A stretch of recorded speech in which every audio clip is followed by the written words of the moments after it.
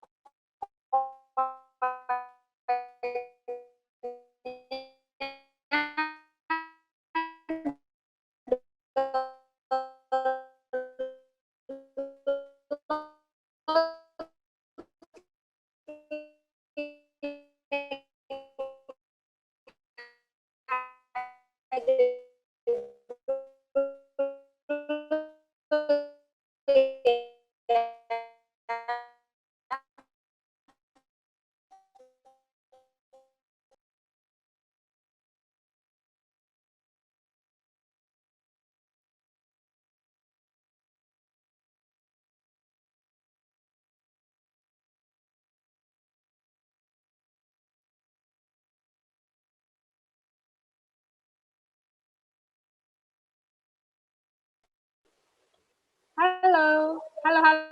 Sorry, internet aku emang lagi jaringannya lagi ngedown.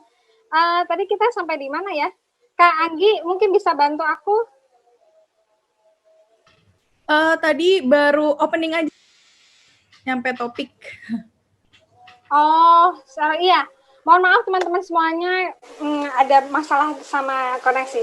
Nah, sebelum kita mulai saat ini, jangan lupa follow dulu Instagram Indigo4nation. Jadi biar lebih gampangnya, buka fitur name tag di Instagram kalian, lalu scan name tag Indigo Creative Nation di layar Cloud X Meeting. Jangan lupa follow juga di tech.id biar kalian nggak ketinggalan informasi teknologi terkini. Nah, nanti akan ada door prize saldo link aja. Jangan lupa download link aja untuk lebih jelasnya. Nanti kita akan ada Kak Tasya yang akan menjelaskan. Sorry ini aku agak belepotan. Nah, oh ya akan ada sesi Q&A. Jadi kalian bisa tanya jawab melalui DM Instagram atau nulis di kolom chat atau berbicara langsung dengan Rama dan Mas Norman melalui fitur Raise Your Hand. Nah, sebelum dimulai, aku jelasin sedikit dulu ya, bahwa acara ini merupakan kolaborasi antara Indigo Creative Nation sebagai program inkubator dan akselerator startup milik PT Telkom Indonesia dengan Deep Tech Foundation.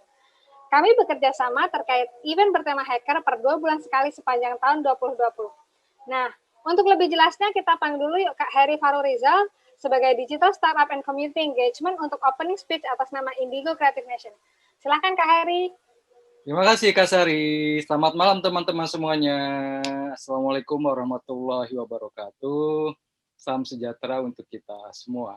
Terdaftar tadi ketika penutupan jam 4 ada 94 orang, tetapi biasanya berkurang dengan berbagai pertimbangan. Mungkin tiba-tiba ada kegiatan lain, tiba-tiba harus ada acara-acara yang lebih prioritas.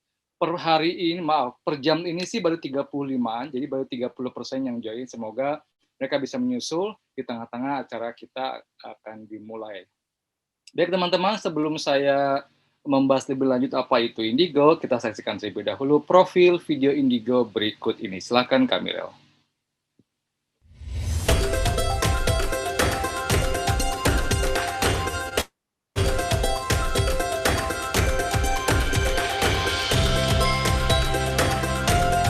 The world is going digital.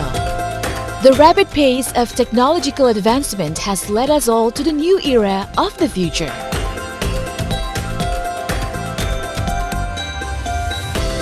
Indonesia is highly expected to be the next giant digital hub in the world.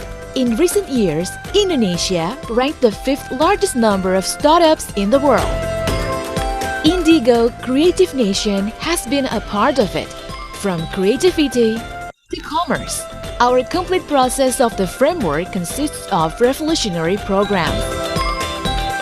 We're selecting potential talents in our established creative camps under Digital Innovation Lounge and Digital Valley across the country, then develop hundreds of selected startup ideas through validation and acceleration programs. These processes are resulting in the best startups that ready to acquire bigger growth and investment. Optimizing synergy between startups, government, corporations, and investors in our creative capital under the name of Metra Digital Innovation. Supported by Indonesia Digital Network and Global Digital Hub, Indigo Creative Nation has been succeeded to establish hundreds of qualified growing startups that are ready to elevate Indonesia digital ecosystem. We also continue with the promotion activities, allowing the best startups to join the Silicon Valley Immersion Program for further development. The future is here, and we always take part to make it happen. Indigo Creative Nation, digitalizing Indonesia.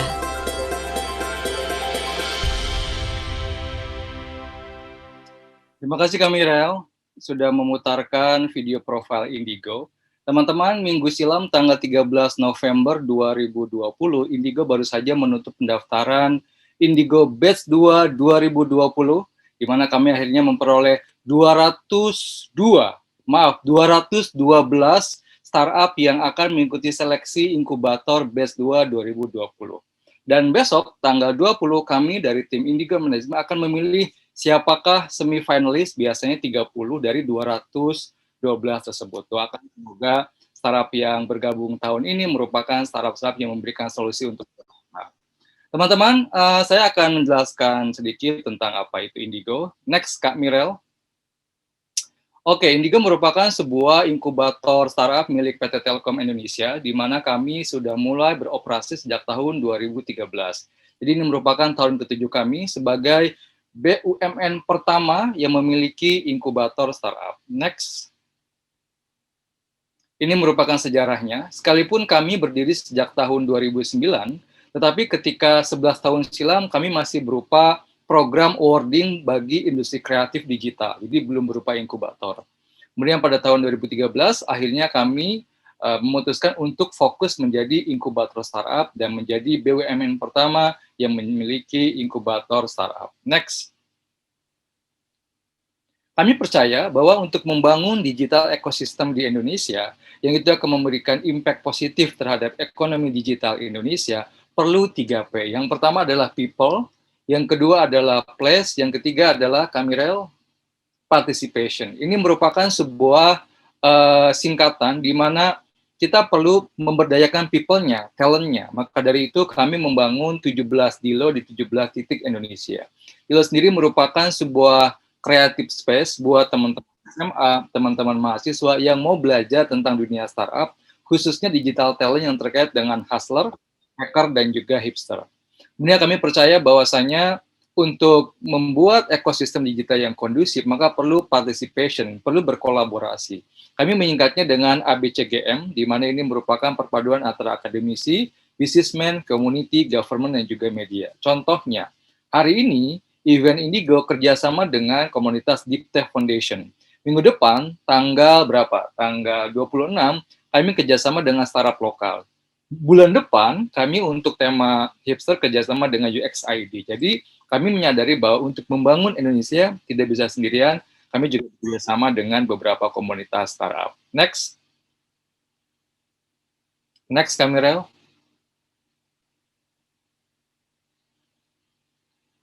Oke, Ini merupakan gambaran dari framework-nya kami, di mana kami itu merupakan inkubator terlengkap di Asia Tenggara, di mana kami mengurusi digital talent dari mentahnya, nurturing creativity, hingga go to market.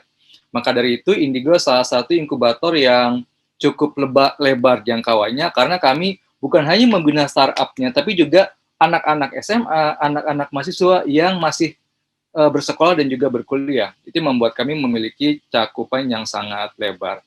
Untuk teman-teman yang masih kuliah dan juga masih sekolah, mereka belajar di DILO, yang DILO ini tersebar di 17 titik di Indonesia. Tetapi untuk startup yang sudah jadi, kami siapkan kantor di 4 titik, yaitu di Jakarta Digital Valley, kemudian di Bandung Digital Valley, kemudian Jogja Digital Valley, dan di Indonesia Timur yaitu Makassar Digital Valley. Nah, para startup ini ketika sudah memasuki sebutlah tahap market validation, itu akan dibantu oleh MDI. MDI merupakan corporate venture capital milik Telkom Indonesia, sekaligus sebuah corporate venture capital pertama yang dimiliki BUMN. Jadi setelah mereka pada fase market validation, biasanya untuk proses follow-on funding atau mendapatkan pendanaan selanjutnya akan dibantu oleh MDI. Jadi ini merupakan ekosistem yang lengkap end-to-end, dari mulai talent row-nya hingga akhirnya diantarkan hingga akan dinikahkan dengan existing market yang dimiliki Telkom. Sebutlah pengguna Telkomsel, pengguna IndiHome, dan kabar baiknya seperti yang teman-teman baca, pada beberapa hari silam Telkomsel itu memberikan funding buat Gojek. Itu artinya jika ada startup yang diinkubasi oleh Telkom, itu ada kemungkinan juga akan digunakan oleh pengguna Gojek. Jadi ini merupakan benefit yang sangat besar karena keunggulan Telkom adalah memiliki akses market, karena kami memiliki jumlah pengguna Telkomsel terbanyak, dan juga IndiHome, dan juga sekarang sudah kerjasama dengan Gojek, di mana kami memiliki saham di Gojek. Jadi pastikan teman-teman daftar di Indigo Batch 1 2021 tahun depan, biasanya kami buka sekitar bulan Maret. Next. Ini benefit yang saya bahas tadi, selain nanti juga teman-teman mendapatkan akses market ke 180 pengguna Telkomsel, saya nggak tahu pengguna Gojek berapa ya, banyak lah. Ada ke 10 perwakilan Telkom di internasional, kayak kita punya Telin, Telkom Internasional, dan juga lebih dari 200.000 corporate customer, termasuk juga UMKM. Nanti juga teman-teman yang join dengan Indigo akan mendapatkan selain tadi coworking space buat kerja, misalkan teman-teman belum punya kantor, kemudian juga ada global mentoring, ada juga tentu saja funding. Funding kami dimulai dari 750 juta, itu untuk level yang paling bawah, yaitu product validation, hingga yang paling tinggi up to sampai 2 miliar rupiah. Next, Kamirel. Ini merupakan 3 startup kami yang memberikan kontribusi terbanyak terhadap revenue Telkom. Ada Rain System, ada Covera, dan ada Privy. Privy sendiri merupakan satu-satunya tanda tangan digital yang diakui oleh Bank Indonesia sejak tahun 2018. Jadi ini merupakan salah 3 dari ratusan startup kami yang memberikan kontribusi terbesar terhadap revenue Telkom. Next. Ini beberapa startup kami yang lain, ada yang bergerak di digital signature, ada big data seperti Covera, ada Nerdflux sebagai salah satu startup yang menjadi official partner di Asian Games. Kemudian ada juga Sonar, social media intelligence platform yang diakuisisi oleh perusahaan Singapura, dan yang lainnya. Next, Kamirel. Ini merupakan gambaran coworking space kami yang untuk startup ya. Ini yang di Bandung Digital Valley. Next. Ini yang di Jogja. Next. Ini yang di Makassar, satu-satunya yang ada di Indonesia Timur. Next. Ini yang di Jakarta, yang di Telkom Landmark Tower di Jalan Gatot Subroto. Nah, sebelum pandemi, event kami diadakan di sini di lantai 38, karena lantai 38 juga selain juga kantornya Indigo, juga tempat venue event-eventnya Indigo. Next. Ini suasana ketika, ini masih suasananya sebelum pandemi ya, jadi teman-teman startup biasanya diterbangkan ke Bandung, ke Jakarta, ke Jogja, sepertinya belum ke Makassar sih, untuk melakukan mentoring dengan para mentor yang sudah kami tunjuk. Next. Ini suasana ketika kunjungan mentor ke beberapa diva tadi. Next. Ini suasana global mentoring, di mana Kami punya 3 kategori mentor. Ada global mentor, di mana mereka para mentor yang memiliki kredibilitas internasional. Kami punya juga residensial mentor, yang itu menetap di Indigo, jadi tiap hari bisa dikontak. Kami juga punya expert mentor dengan ke-expertise-nya masing-masing. Next. Ini juga beberapa program di mana kami mempromosikan Indigo ke kancah publik. Misalkan kami pernah kunjungan ke Amerika Serikat, kemudian kami juga ada agenda Demo Day. Sebagai informasi, Demo Day pertama 2020 kami sudah mengadakan Juni kemarin, dan akan ada lagi yang kedua Desember yang akan datang. Kami juga mengikuti beberapa acara eksibisi, dan seperti tahun silam, ada 2 startup kami yang dibawa ke Singapura dalam acara Innovest Unbound Singapura 2019. Next. Terima kasih teman-teman, pastikan daftar ke Indigo Batch 1 2021. Ya masih lama sih, tapi kan persiapkan timnya, persiapkan produknya, karena teman-teman akan memasuki ekosistem yang sangat kondusif bagi teman-teman yang suka nonton drakor startup. Ya kita mirip-mirip sandbox-nya Indonesia lah. Ya memang belum segede sandbox-nya yang sekarang tempat 6 dosan dan juga Sodelmi, tapi Indigo merupakan salah satu inkubator yang perlu teman-teman pertimbangkan untuk nanti 2021.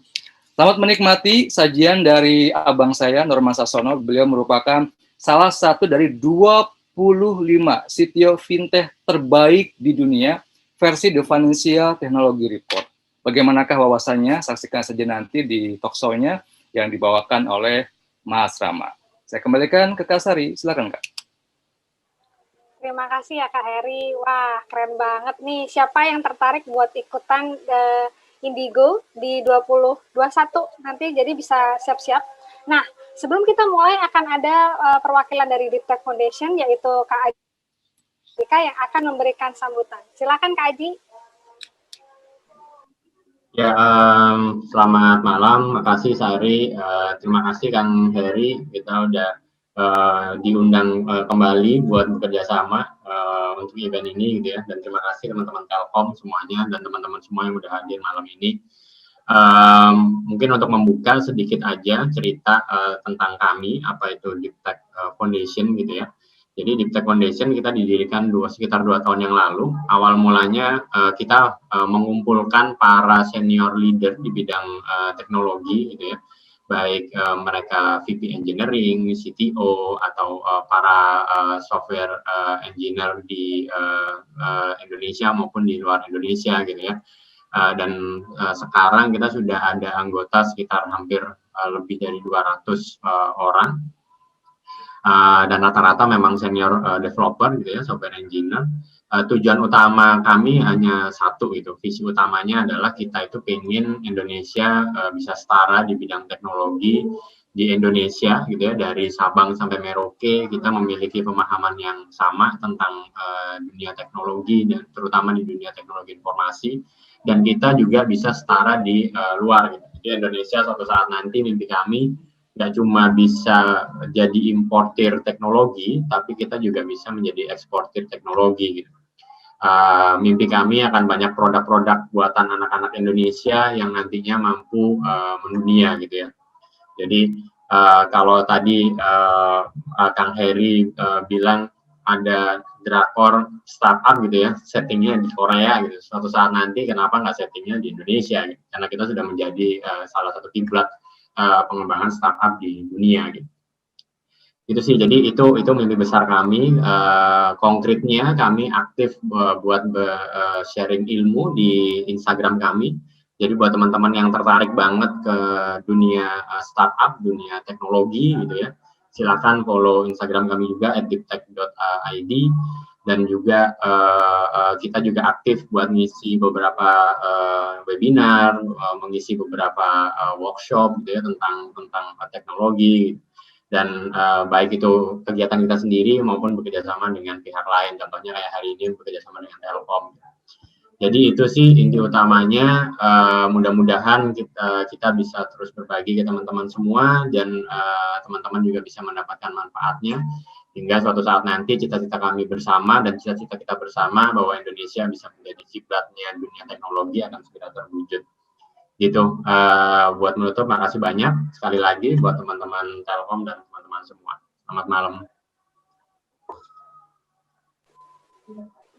Oke, makasih Mas Haji udah ngasih sedikit sambutan. Jangan lupa follow deeptech.id di Instagram kalian. Kita punya beberapa konten-konten bite size tentang teknologi terkini, jadi jangan lupa follow. Nah, sebelum mulai nih, siapa nih yang mau dapat sertifikat? Jawab dulu coba di kolom chatnya.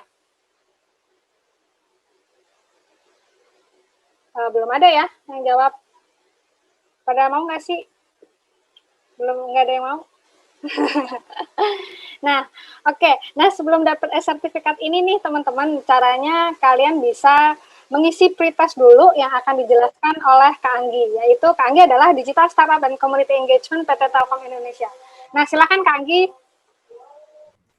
Oke, terima kasih Mbak Sari. Selamat malam teman-teman semua. Saya Anggi yang akan memandu untuk pengisian pretest. Nah, teman-teman, pretest ini merupakan salah satu syarat bagi teman-teman yang ingin mendapatkan e-sertifikat. Tapi nggak hanya pretest, nanti di akhir acara juga teman-teman perlu mengisi post-test. Jadi pastikan teman-teman mengikuti webinar malam ini dari awal hingga akhir. Nah, di layar teman-teman semua ini sudah tampak barcode dan juga link yang bisa teman-teman scan. Silahkan. Nah, next. Setelah teman-teman scan barcode-nya dan juga ketik linknya di browser teman-teman, nanti akan dihadapkan pada 2 pertanyaan. Silakan diisi, ada 4 opsi yang menurut teman-teman benar jawabannya. Dan next. Next lagi. Oke, saya akan kasih waktu selama 1 menit kali ya, cukup untuk teman-teman bisa mengisi pretest. Nah, pretest ini itu bertujuan untuk menguji kemampuan teman-teman dalam memahami topik yang akan kita bahas malam hari ini. Jadi, silakan teman-teman mengisi 1 menit dari sekarang.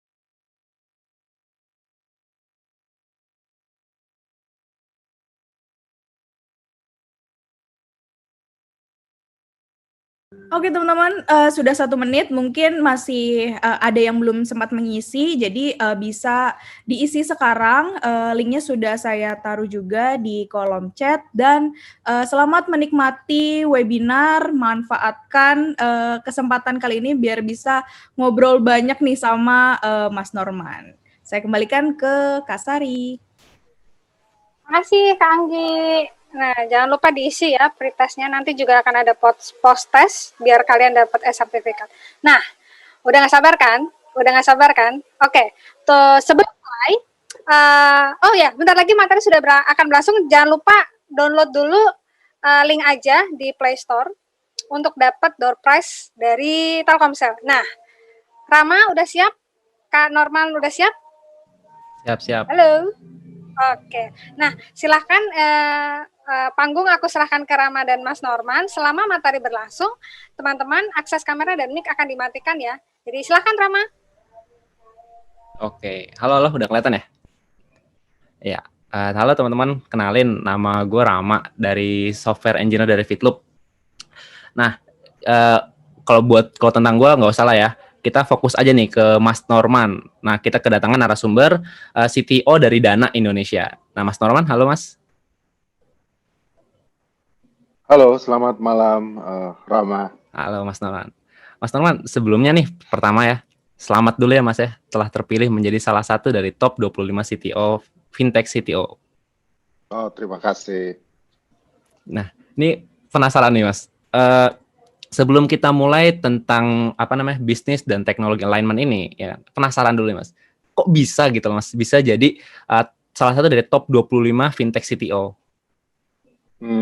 Oke. Jadi the Financial Technology Report itu mereka punya kayak annual activity untuk find top 25 CTO di bidang fintech di dunia yang ya menurut kriteria mereka masuk dalam list top 25 itulah gitu. Jadi mereka do the survey dari semua fintech companies di dunia, terus mereka coba get to know the CTO, try to understand the work, the contribution of the CTO to the company, kemudian juga impact dari company itu sendiri ke society dan seterusnya, dan akhirnya mereka decide and come up with that list. Jadi I think I was just lucky to be recognized, to be in the list. Oke, kayaknya kalau terpilih jadi salah satu dari top CTO itu kayaknya nggak mungkin lucky deh Mas. Kayak emang dari dari gimana perkembangan dari Dana dan engineering culture di dalam Dana itu kayaknya menjadikan Mas Norman sebagai salah satu dari top CTO gitu ya. Nah, Mas, rahasianya apa sih? Ya kan kesana gitu ya. Gimana sih Mas Norman bisa ngebawa Dana sampai bisa sebesar ini, sebesar sekarang? So basically, I'm just a guy gitu ya. I'm just a man standing on the shoulder of the giant. Dan the giant-nya itu sendiri adalah Dana itu sendiri gitu ya. Jadi Dana as a whole, terutama juga my team, tag team di Dana, itu giant ya. I'm just a guy yang standing on the shoulder of the giant. Jadi I was so lucky I got a big solid team. Jadi it is not hard. Jadi it's actually easy to work and lead the team, bisa deliver banyak fitur buat para pengguna Dana gitu. Yeah. Jadi secretnya apa? Well, I have a big solid team. I think that's the secret. Oke, big solid team ya Mas. Itu kayak satu tips yang kelihatan mudah, padahal secara eksekusi itu kayak hard to do banget nggak sih? Solid team itu kayak oke lah. Nah, sebenarnya kalau tadi Mas Norman kan ngomong nih bisa deliver fitur ya kan. Cuman kita tahu nih Mas, fitur itu kan sebenarnya sebuah kebutuhan dari bisnis ya kan. Bisnis minta mau fitur apa dan teknologi lah yang melakukan deliver tersebut kan. Nah, ini masuk banget sama ya tema yang mau kita bawain, business and technology alignment ya kan. Nah, sebenarnya kenapa sih Mas kita ini harus ngomongin bisnis dan teknologi alignment? Nah, itu biar teman-teman nih tahu sampai sejam kita ngomong, mereka tahu apa yang mereka dapat. Jadi saya senang sekali kita bisa mengupas topik ini gitu ya, karena saya di dunia software engineering sudah lebih dari 20 tahun, jadi udah 2 dekade. Saya pernah bekerja di company yang sangat besar, big company, Microsoft. Kemudian saya juga pernah bekerja di local company. Saya pernah build 2 tech startup, satu yang bootstrap, satu yang venture back. Kemarin sampai di series B, terus masuk dan join di tim Dana, sebuah company yang moving dari starting up to scaling up. Jadi across the board, saya mendapatkan suatu benang merah gitu, satu hal yang penting, yang some things yang saya learn dan some things yang kadang saya learn the hard way gitu ya. Jadi bahwa salah satu yang bisa jadi isu di eksekusi bisnis atau di dunia startup atau di company saat dia mau eksekusi di bidang teknologi adalah adanya misalignment nih antara bisnis dan teknologi gitu. Jadi kalau ini udah nggak align, mau dapat funding sampai series C, series D dan seterusnya, dapat funding puluhan juta dolar dan seterusnya, itu ujung-ujungnya pasti akan fail gitu. Jadi there should be an alignment between business and technology. Kenapa bisnis dan teknologi? Karena in the execution ya, di field sometimes itu kayak divided gitu. Jadi there is this camp of technology, there is this camp of business, terus mereka kayak gini gitu ya posisinya. Jadi sometimes issues-nya adalah the biggest issues tuh sering terjadi gini. orang bisnis ngerasa bahwa bisnis is everything, gitu ya. Kemudian teknologi is just a supporting aspect untuk bisnis. Kemudian memperlakukan teknologi dan tim itu as a laborers, kayak tukang yang just do whatever business say, gitu ya. Dan di sisi lain sometimes kalau misalnya terlalu teknologi dominan, teknologinya yang really drive building stuff with the latest technology stack, pakai cloud computing, microservices, database yang pokoknya all these new fancy new technologies, AI, machine learning, blockchain dan segala macam dimasukin, perlu nggak perlu tapi kelihatan keren gitu ya. And tim tech-nya digedein padahal mungkin sometimes belum waktunya gitu. Yang itu akan mengakibatkan the whole company itu malah collapse. Jadi there should be a balance between business dan teknologi gitu ya. Dan balance itu hanya akan tercapai kalau ada yang namanya alignment gitu antara keduanya. Jadi mengerti satu sama lain, dan yang paling penting mungkin yang ingin saya share di sini adalah bahwa perlu adanya suatu common goals ya, suatu North Star metrics, suatu objektif atau key results yang di-define, di-agree sama-sama di bisnis dan di teknologi, dan semuanya bekerja bersama-sama untuk achieve that one goal atau key result gitu. Nah, banyak company ya, mau itu startup yang baru berdiri, ya startup yang udah dapat funding, atau company yang tradisional gitu ya, yang brick and mortar, baru mau melakukan transformasi digital, mau bikin bisnis model digital, itu fail karena gagal untuk satu, mendefinisikan North Star Matrix tadi, atau dua, gagal mengartikulasikan North Star Matrix tadi, atau ya itu karena memang nggak ada, ataupun kalau ada itu gagal dikomunikasikan, dan masing-masing nih jadi punya agenda sendiri-sendiri, dan itu adalah sumber ya chaos yang akan terjadi. Jadi nanti everyone just being busy doing stuff tapi nggak align, nggak serving suatu purpose atau common goal yang sama gitu. Oke, Mas Donald, ini menarik nih. Gue dapat beberapa highlight nih ya. Tadi kan sempat ngomong bahwa bisnis bergerak di bisnisnya sendiri, teknologi bergerak di teknologinya sendiri ya kan, di mana bisnis ya otomatis dia fokus ke revenue driven gitu. Nah, cuman kalau misalkan kita lihat nih, bisnis bergerak di bidang sendiri, teknologi bergerak di bidang sendiri. Untuk kita ngelakuin sebuah alignment antara bisnis dan teknologi, itu kan pasti butuh effort kan Mas, untuk menyatukan visi tersebut kan ya. Nah, ini Mas, yang gue bingung. Zaman dulu nih Indonesia kan dijajah sama VOC nih, ya kan. Nah, ini nggak ada nih alignment antara mandor, ya kan, mandor VOC sama pekerja buruh di Indonesia. Tapi jalan tuh tetap jadi, ya kan. Nah, bahkan tanpa alignment waktu itu masih jalan gitu loh. Nah, kenapa sekarang tadi Mas Norman ngomong fail gitu loh? Oke. Berhasil sometimes mungkin bisa achieve the goals gitu ya. But it is not something yang sustainable atau for the long term. Jadi sampai fase ini mungkin bisa berhasil, but then abis itu akan collapse atau akan beroperasi with a lot of waste atau inefficiency gitu. Jadi banyak effort yang harus di burn yang actually nggak necessary gitu. Atau ya benar-benar nggak mencapai apa-apa karena mungkin satu goalnya sendiri tidak terdefine atau memang tidak terkomunikasikan gitu. Jadi alignment is necessary dan itu harus di-define. Jadi again, baik itu startup ya yang baru mulai ataupun company corporate yang gede yang sudah beroperasi, company di bidang teknologi yang benar-benar born digital ya. Dari awal, dari lahirnya itu native digital seperti para unicorn atau tech startup, atau company-company yang brick and mortar tradisional ya, mungkin di bidang logistik, distribusi, retail dan sebagainya, yang baru mau masuk ke dunia digital lewat digital transformation. Dan hal yang nggak boleh missing dan harus di-define di awal itu adalah goals-nya. Gitu. Jadi secara bisnis, karena ujung-ujungnya kan company big or small, startup atau enterprise, itu at the end of the day it's business gitu kan. Business try to achieve a goal. Nah, that goal itu mesti di-define, mesti didefinisikan, terus kemudian harus bisa diukur, kemudian dinyatakan dalam numbers, terus diartikulasikan ke tim.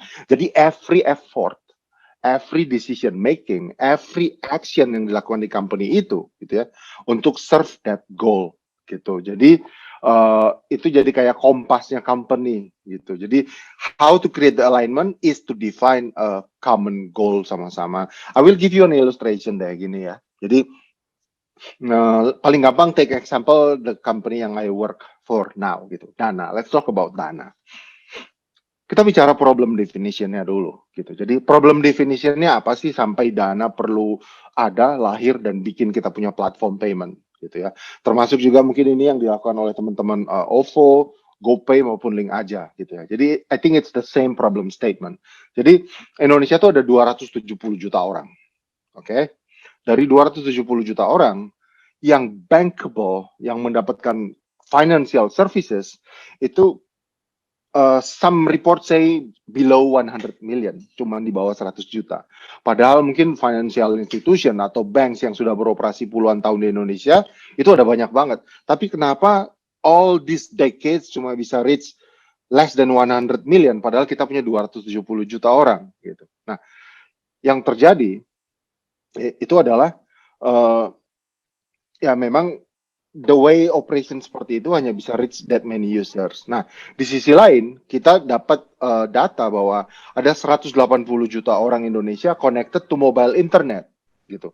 Artinya, kalau kita bisa bikin suatu konten, kita deliver lewat mobile internet, apapun kontennya, ya, kita bisa reach ke 180 juta orang. Dan kalau kontennya itu misalnya financial service, kita start dengan payment service, artinya kita bisa deliver payment service, financial service ke 180 juta orang Indonesia. Nah, that's the vision, that's the goal, gitu. Terus number of people yang connect ke mobile internet will only grow sampai akhirnya bisa seluruh orang Indonesia 270 juta atau mungkin nanti 300 juta connected to internet. So, that's a problem statement. Terus kemudian kita punya vision bahwa kita ingin jadi jembatan, ya, yang membawa financial inclusivity ke seluruh orang Indonesia lewat platform, lewat mobile internet. So that's the goal, that's the vision. Terus itu bisa diartikulasikan dalam bentuk numbers, jadi angka-angka tadi jelas, dan kita bikin solusinya, kita ship solusinya. Setelah kita ship, kita track dong yang namanya user yang register, ya. Kemudian kita track user yang menggunakan aplikasi Dana dalam setahun terakhir berapa orang yang pakai, dalam sebulan terakhir berapa orang yang pakai, dalam sehari berapa yang pakai, kemudian berapa jumlah transaksi yang bisa terjadi, gitu ya. Nah, all these numbers, all these metrics, gitu ya, adalah the goals yang kita mau achieve. Dan sekarang kita udah reach lebih dari 45 juta orang, gitu ya, udah hampir 50 juta orang users. So dari goal yang tadinya kita mau hit 180 juta, kita udah hit 45 juta lebih, gitu ya. Artinya kita udah do something, we are on the way to hit the bigger thing, gitu. Memang masih banyak gapnya, 130 juta lagi. Tapi ya itu akan kita achieve dalam 1-2 tahun ke depan, gitu. Tapi intinya kita tahu bahwa that's the goal, that's what we are trying to do, that's what we are trying to reach. Sekarang kita baru halfway, belum even halfway, baru cuma 50 juta dari 180 juta yang kita mau achieve. Nah, that vision, gitu ya, that metrics, that numbers, itu harus di-define, di-articulate, dan every single one employee yang ada di suatu company harus knows very well that vision, that numbers, gitu. Nah, from that, kita akan derive berbagai macam strategi, tactics, policy, features, product backlog, sprint log, all this yang akan kita lakukan, all these things di mana kita akan sibuk, very busy, burn money, ya, need investment, execution to serve that one common goal, gitu. Nah, banyak nih yang saya lihat, gitu ya, company atau startups yang operate not even have that common goal defined clearly, measurable, bisa di-represent dengan numbers. Ataupun kalau ada, it is not articulated well. Atau misalnya apa yang dipromise ke board atau ke investor dengan apa yang actually dieksekusi, it's different thing, gitu. Janjinya apa, mau bikin I don't know, platform dan segala macam, terus jadi intinya kita harus mendefine what success looks like, dan itu harus bisa dinyatakan dalam suatu matrix, variable, satu numbers, and that metric itu bukan sekedar omong kosong gitu. It's the real thing yang we need to achieve. Dan itu yang harus kita janjikan ke board atau ke investor untuk kita capai. Harus dapat kesepakatan board dan investor bahwa that's the thing we want to reach. Dan that same thing yang kita komunikasikan ke tim yang akan eksekusi bahwa that's what we want to reach, gitu ya. That's how we will measure success. That's how we know are we on the right track or not, ya. Termasuk ke tim teknologi atau tim engineering yang akan build the platform atau build the app atau the digital solutions, gitu. Jadi mereka tahu bahwa anything we do, ya, sampai ke every single line of code yang saya tulis, how it will serve that goal. Gitu.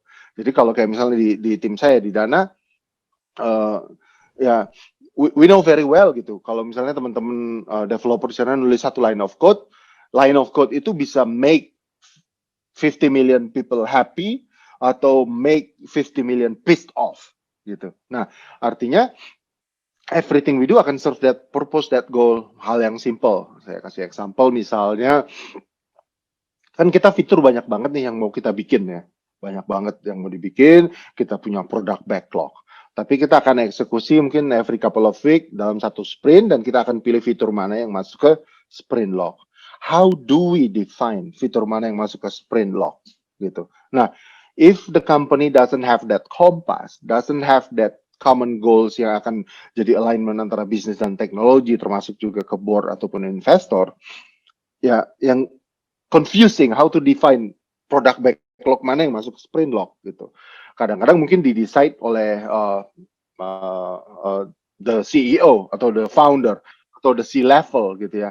Atau who's the loudest mouth yang teriaknya paling keras di meeting. Jadi item dia yang masuk ke sprint log. Nah, if we have a common metrics as a North Star, jadi kompasnya kita akan misalnya kan tadi dibilang bahwa target kita adalah orang akan transact. Why?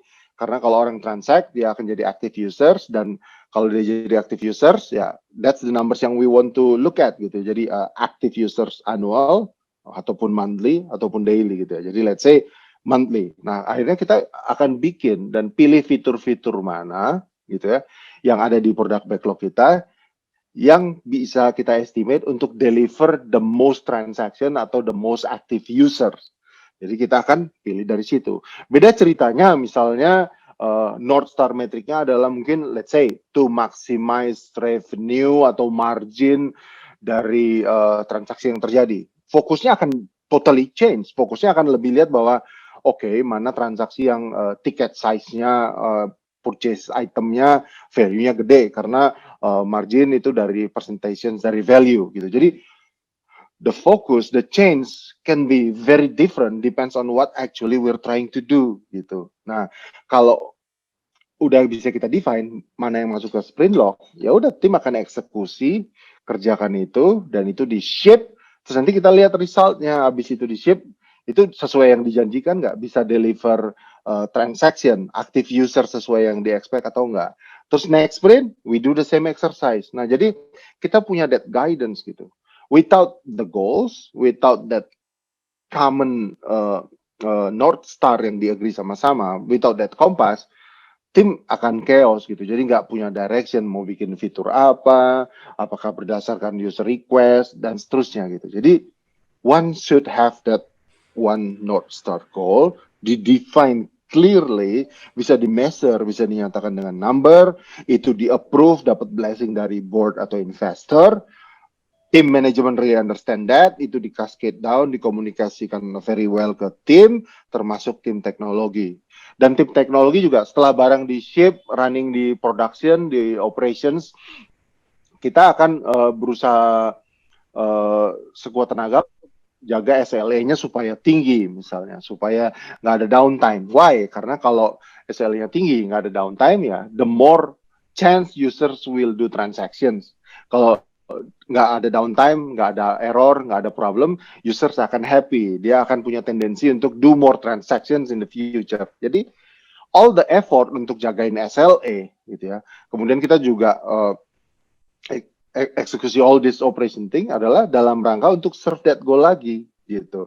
Kemudian dari matriks yang gede itu kita mesti define beberapa matriks turunan gitu. Dan kalau di dunia engineering mungkin kita bisa define berapa item masuk ke sprint log, karena sprint log ini akan promising untuk bisa deliver sekian active user yang akan doing transactions gitu ya. Dari sini kita akan priority ya, mana yang masuk P0, P1, P2 atau P3. Nah, yang mana masuk P0 kita akan measure apakah setiap sprint kita bisa actually ship 100% item yang ada di priority atau enggak gitu. Kemudian yang di production tadi saya bicara misalnya SLA, uptime-nya berapa? 100%, 99,999% atau berapa? Itu kita monitor. Adakah incidents di production? Kita monitor. Kemudian ada matrix lain kayak misalnya kita monitor itu payment success rate. Jadi ada berapa attempt payment yang terjadi dan berapa yang mulus, berapa yang ada issue, dan kita try to increase the success rate. Kita cari kalau ada problem, kita do the fix. Why? Because we want to create a transaction yang successful, customer happy, kemudian dia akan transact lagi again in the future. Jadi all the metrics yang ada di engineering atau di other departments itu derive dari one big matrix tadi. Oke, gitu. Mas Norman. Gitu. Ini oke, Panjang ceritanya ya. ya. Panjang. Tapi ini dari tadi gue denger nih ya, buat teman-teman juga gue tekanin sekali lagi nih ya. Common goal ya Mas ya tadi ya. Common goal, North, atau kalau misalkan anak-anak startup ngomongnya North Star metric gitu ya. Mungkin kalau misalkan dulu Indonesia VOC itu dia ngasih alignment North Star ke orang Indonesia, mungkin orang Indonesia nggak membangkang gitu ya. Mungkin kita masih di bawah dia gitu ya, karena align kan. Nah, gini Mas. Ini kan dari tadi itu aku dengar Mas, kita harus menurunkan metrik tersebut sampai ke engineering. Bener gitu Mas ya? Ya. Nah, cuman ini tuh buat aku juga engineer ya Mas, aku juga engineer ya. Jadi it's easier said than done gitu loh. Ya kan ya. Jadi ketika kita ngomongin di startup ya kan, startup itu bahkan North Star metriknya itu possibly change-nya cukup tinggi gitu loh. Apalagi kan kalau misalkan sebuah startup pivot, ya pivot North Star berarti berubah kan. Nah, kalau menangani yang perubahan North Star metrik itu sebenarnya kayak gimana sih? Oke.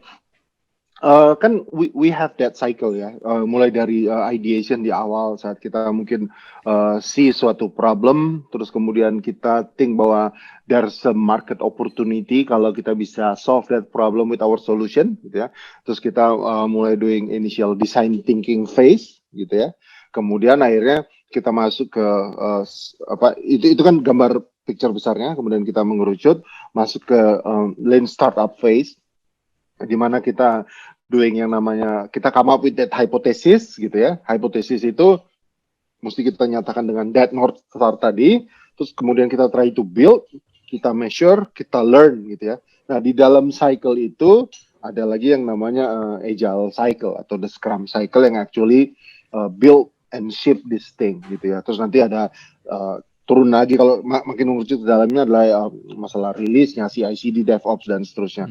Tapi at the end of the day gitu ya, any bits yang kita ship ke production itu dalam rangka untuk dirilis, kemudian kita akan lihat di build, measure, learn cycle-nya gitu. Terus kita akan confirm apakah results-nya sesuai hipotesis atau enggak. Kalau sesuai hipotesis, next roll atau next iteration kita continue lagi. Kalau misalnya nggak sesuai hipotesis, ya mungkin kita akan pivot atau change. Nah, jadi that happens gitu ya.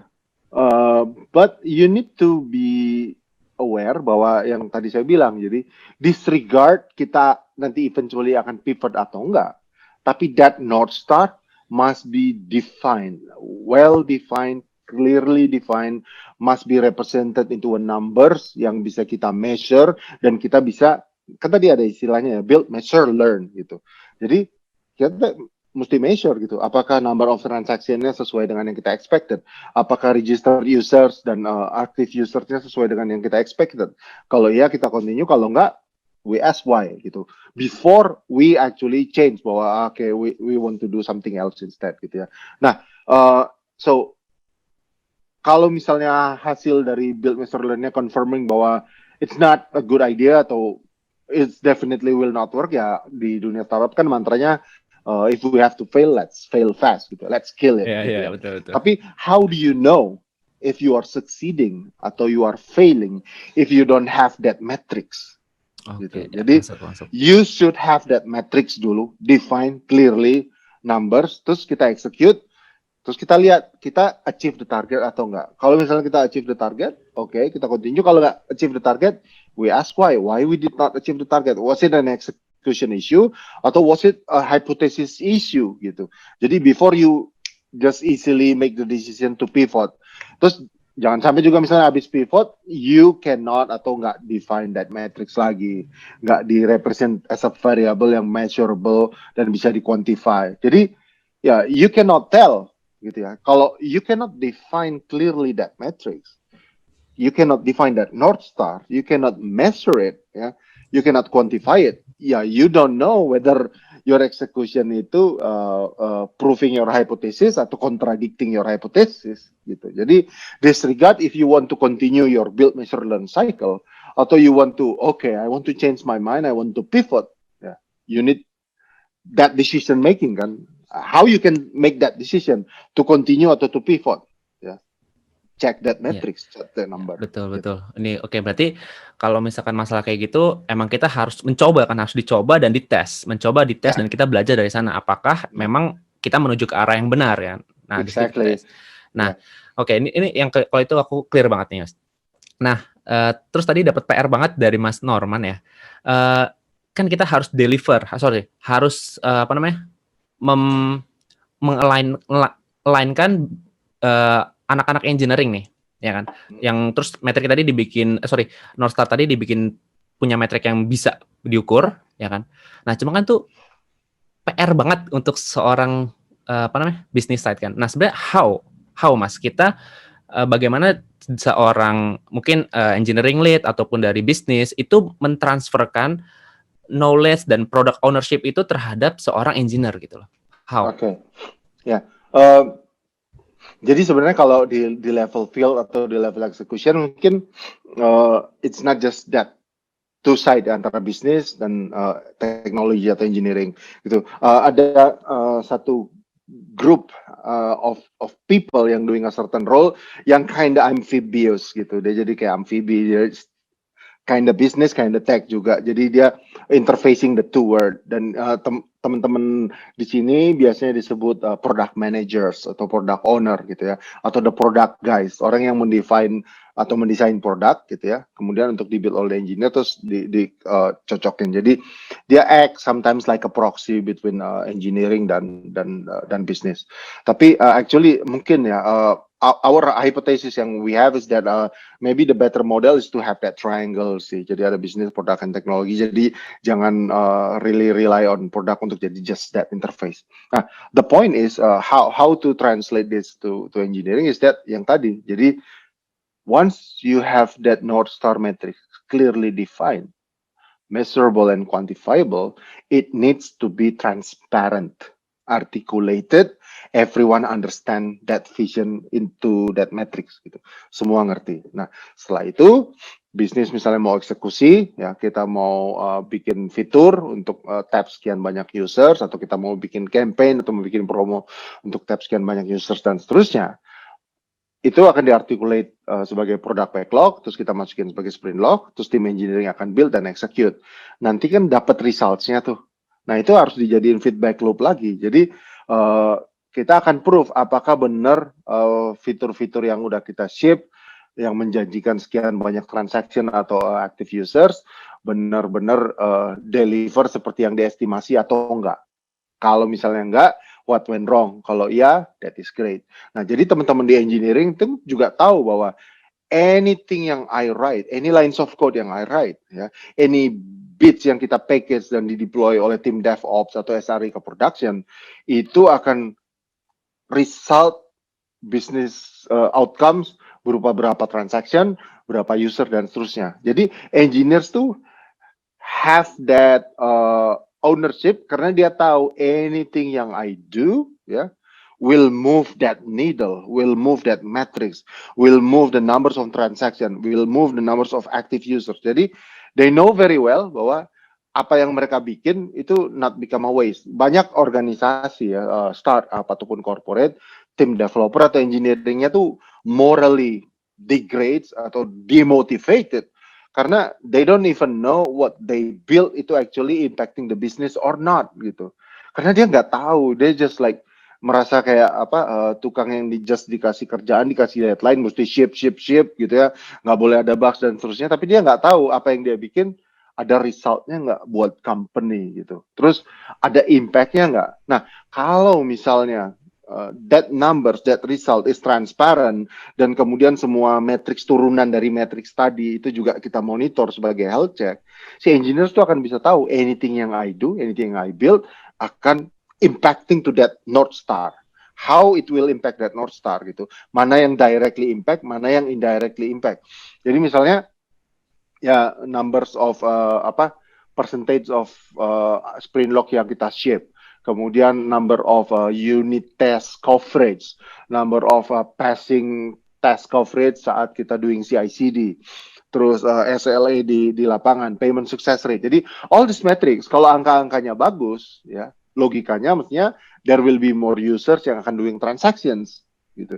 There will be number of transaction, there will be more number of users. Nah, kalau everyone in the company, termasuk di engineering team, tahu bahwa any little thing yang I do will create an impact somewhere to that North Star, they feel fulfilled that all my sweat, blood, and tears itu nggak sia-sia, itu resulting something, and it's something yang I believe in. Dan for us gitu ya, what we've been telling to our team is that you're going to change Indonesia, you're going to create impact, you're going to give and deliver financial literacy to 180 juta orang. That's a big deal. That's a big impact. Jadi any lines of code yang you write will create that amount of impact gitu. Dan sekarang kita udah on the way nih, kita udah 50 juta, masih 130 juta lagi. Jadi teman-teman, perjalanan masih panjang, let's do it, let's continue ya. We've been running for 2 years, kita udah bisa tap 50 juta orang. Mungkin kita bisa accelerate, kita bisa lebih cepat. Let's ship the whole new features, let's ensure system di production itu up and running well, so that we can be closer to our goal gitu. Jadi everything we do, jadi misalnya kita bangun tidur pagi-pagi, we go shower, we go to the office, atau kita sekarang work from home, when we open our laptop, when we going to start our first line of code for that day, we know very well bahwa these lines of code yang I will write, it's going to build a new feature, sprint log yang ini, dan kalau ini udah di-ship, it will deliver more transaction and more active users, and we will be closer towards our goal, our North Star metric gitu. Jadi once you have that gitu, you need to be able to articulate that gitu. Jadi semua orang tuh harus ngerti very well where we are going to go gitu ya. Terus everyone juga bisa re-articulate it himself, dan everyone need to believe. Terus everyone tuh bisa lihat bahwa beneran apa yang gue lakukan impacting that result. Jadi the leadership of the company should really be able to tell gitu bahwa kita akan move dari point A ke point B. Nah, what point B looks like gitu. Ya, ini harus kita nyatakan dalam matrix, kita quantify, kita bisa measure, dan sekarang kita di sini, oke.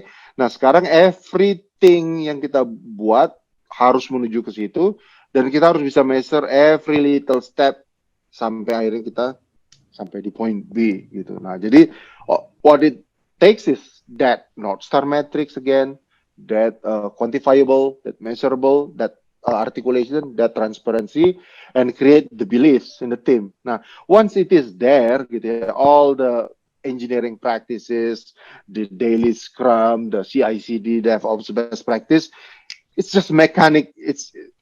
Itu akan happen dengan sendirinya. The team will be so enthusiastic, will be so engaged to actually do this because they're not just doing it for the sake of just kerjalah jam 9 sampai jam 6 nanti akhir bulan kajian. No, because they believe that they are part of a mission. It's a big mission. We're in a war. We're going to fight the battle. We're going to win the battle. We're going to win the war, and eventually we will be victorious and triumphant. Gitu. Jadi that sense is there. Gitu. Nah, once it is there, the troops, the team, the army will just go and kalau udah kayak gitu maksudnya kayak sometimes you have to work extra hours, sometimes you have to work late at night, sometimes you have to work on holidays, atau you need to support production issues at a very odd time. It just doesn't matter. The team really believes what they are doing and it will really create impact gitu. Jadi makanya tadi judul kita itu adalah bahwa all this alignment yang dinyatakan dalam this matrix, everything is derived from this matrix. Create alignment between business and technology. When it is there, ya, it is becoming the prerequisite of the good engineering culture. Jadi nggak ada itu istilahnya yang toxic lah, people yang talk about bad things, people yang demotivated, moral degrades dan seterusnya. Because everything is clear, everything is transparent, and we are measuring it, we are moving towards that direction. Gitu. Ya, oke, ini setuju banget. Mungkin kalau misalkan gua waktu itu pernah baca buku nih Mas ya. Engineering itu bukan mercenary, tapi missionaries. Jadi nge-hire seorang engineer itu bukan kita nge-hire dia sebagai tukang yang ya udah kerjain, kamu nggak tahu apa langsung tadi ya, pulang jam 9, berangkat jam 9, pulang jam 5, udah nunggu gajiannya. Tapi kita nge-hire seorang missionaries ya. Jadi di mana orang itu care about our customer kan. Di mana orang itu care juga terhadap produk kita.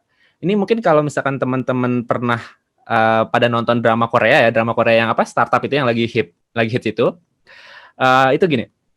Pertama kali mereka deploy sebuah aplikasi, ya kan? Mereka itu melakukan refresh setiap detik, dilihat refreshnya, downloadnya berapa. Itu kelihatan bahwa emang engineer itu orang yang care, ya kan? Mereka care terhadap produk mereka. Jadi yang diomongin sama Mas Norman, gue sebagai engineer, ya gue relate banget gitu lah. Jadi ketimbang gue dimarahin sama bos gue yang, kok ini coverage-nya kurang, bla bla bla bla, gue lebih mending lihat metrik sebuah company turun ataupun gue dapet nilai rating di aplikasi jelek gitu. Wah, bagi gue tuh langsung. Ya, karena kita tahu sebagai engineer bahwa misalnya kita punya test coverage itu unit test coverage-nya low. We know very well bahwa kalau ini low ya artinya I will not create a high quality product. How can I expect business metric itu needle-nya akan move up gitu if I'm just doing it in a very crappy way gitu kan. Yeah. Jadi kita will be more driven untuk ngejar unit test code coverage-nya because of we want to achieve that goal rather than daripada dev lead gua marah-marah atau daripada VP engineering gua marah-marah atau daripada CTO gua marah-marah gitu kan. Tapi they know very well it's because I have to do it gitu. Jadi mereka tuh on a mission. Jadi you make a good point tadi gitu ya. Jadi if you're fighting a battle gitu antara a group of mercenaries sama a group of people yang believe in the vision, really believe in the mission, bahwa they're on a mission, they fight for something, itu beda banget gitu. Ya, meskipun the mercenaries lebih professional and so forth, but kalau untuk short term ya ini mungkin happen gitu. Tapi if you want to build something sustainable for the longer term, ya you need people that believes gitu. Kalau mercenary kayaknya nyewa vendor aja ya Mas ya? Sometimes it is okay to do that gitu ya. But if you put atau lay your foundations, ini balik lagi juga ke akhirnya kita bicara ke let's say di tactical level ataupun di strategy level, how are we going to realize our digital transformation misalnya, how are we going to realize our product adoption in the market gitu ya. There are many ways you can do it. You can build your team atau you can outsource and so forth. But again, disregard if you are outsourcing it, you still have to have that measures, that metrics gitu. Iya. Oke, ini dari gue di checklist lah. Why saya kalau bicarain topik ini kayak sangat bersemangat, berapi-api sekali, terus very enthusiastic and passionate, is because I've seen so many examples in the field where this thing is missing gitu, baik di corporate enterprise maupun di startup gitu ya. Jadi simply people don't know visionnya apa sih gitu loh, North Star matrixnya apa sih, dan is it all the other metrics itu derived dari that North Star gitu. Jadi it's just not there gitu, dan it is problematic gitu. If it's not there ya impact-nya tadi ke culture, ke moral, execution, everything itu akan crumbles. Ya, setuju. Gitu. Demotivation dan lain-lainnya itu bakal kejadian tuh Mas ya. Ya, dan itu buat long term ya. Mungkin nanti mereka pengen merdeka sendiri gitu ya. Nah, ini pengen tahu nih Mas, apakah untuk semua jenis bisnis ya kan dalam domain yang berbeda misalkan dari FMCG, dari segi fintech dan lain-lain, apakah cara tersebut bisa diterapkan, Mas? Exactly. Jadi cara ini sebenarnya bisa diterapkan di any fields gitu ya, di bidang teknologi ataupun non teknologi. So basically ya, to have a vision, to have a purpose, to be able to articulate that vision and purpose gitu ya, bisa direpresent secara numbers, di quantify dan di measure. It's the foundation of everything gitu. That's how you know whether you are moving to the right direction, whether you are progressing or not, or whether you are moving to the different direction gitu. Jadi intinya balik lagi, it's about point A and point B. You want to go to a point B where point B is bigger, greater, better than point A gitu.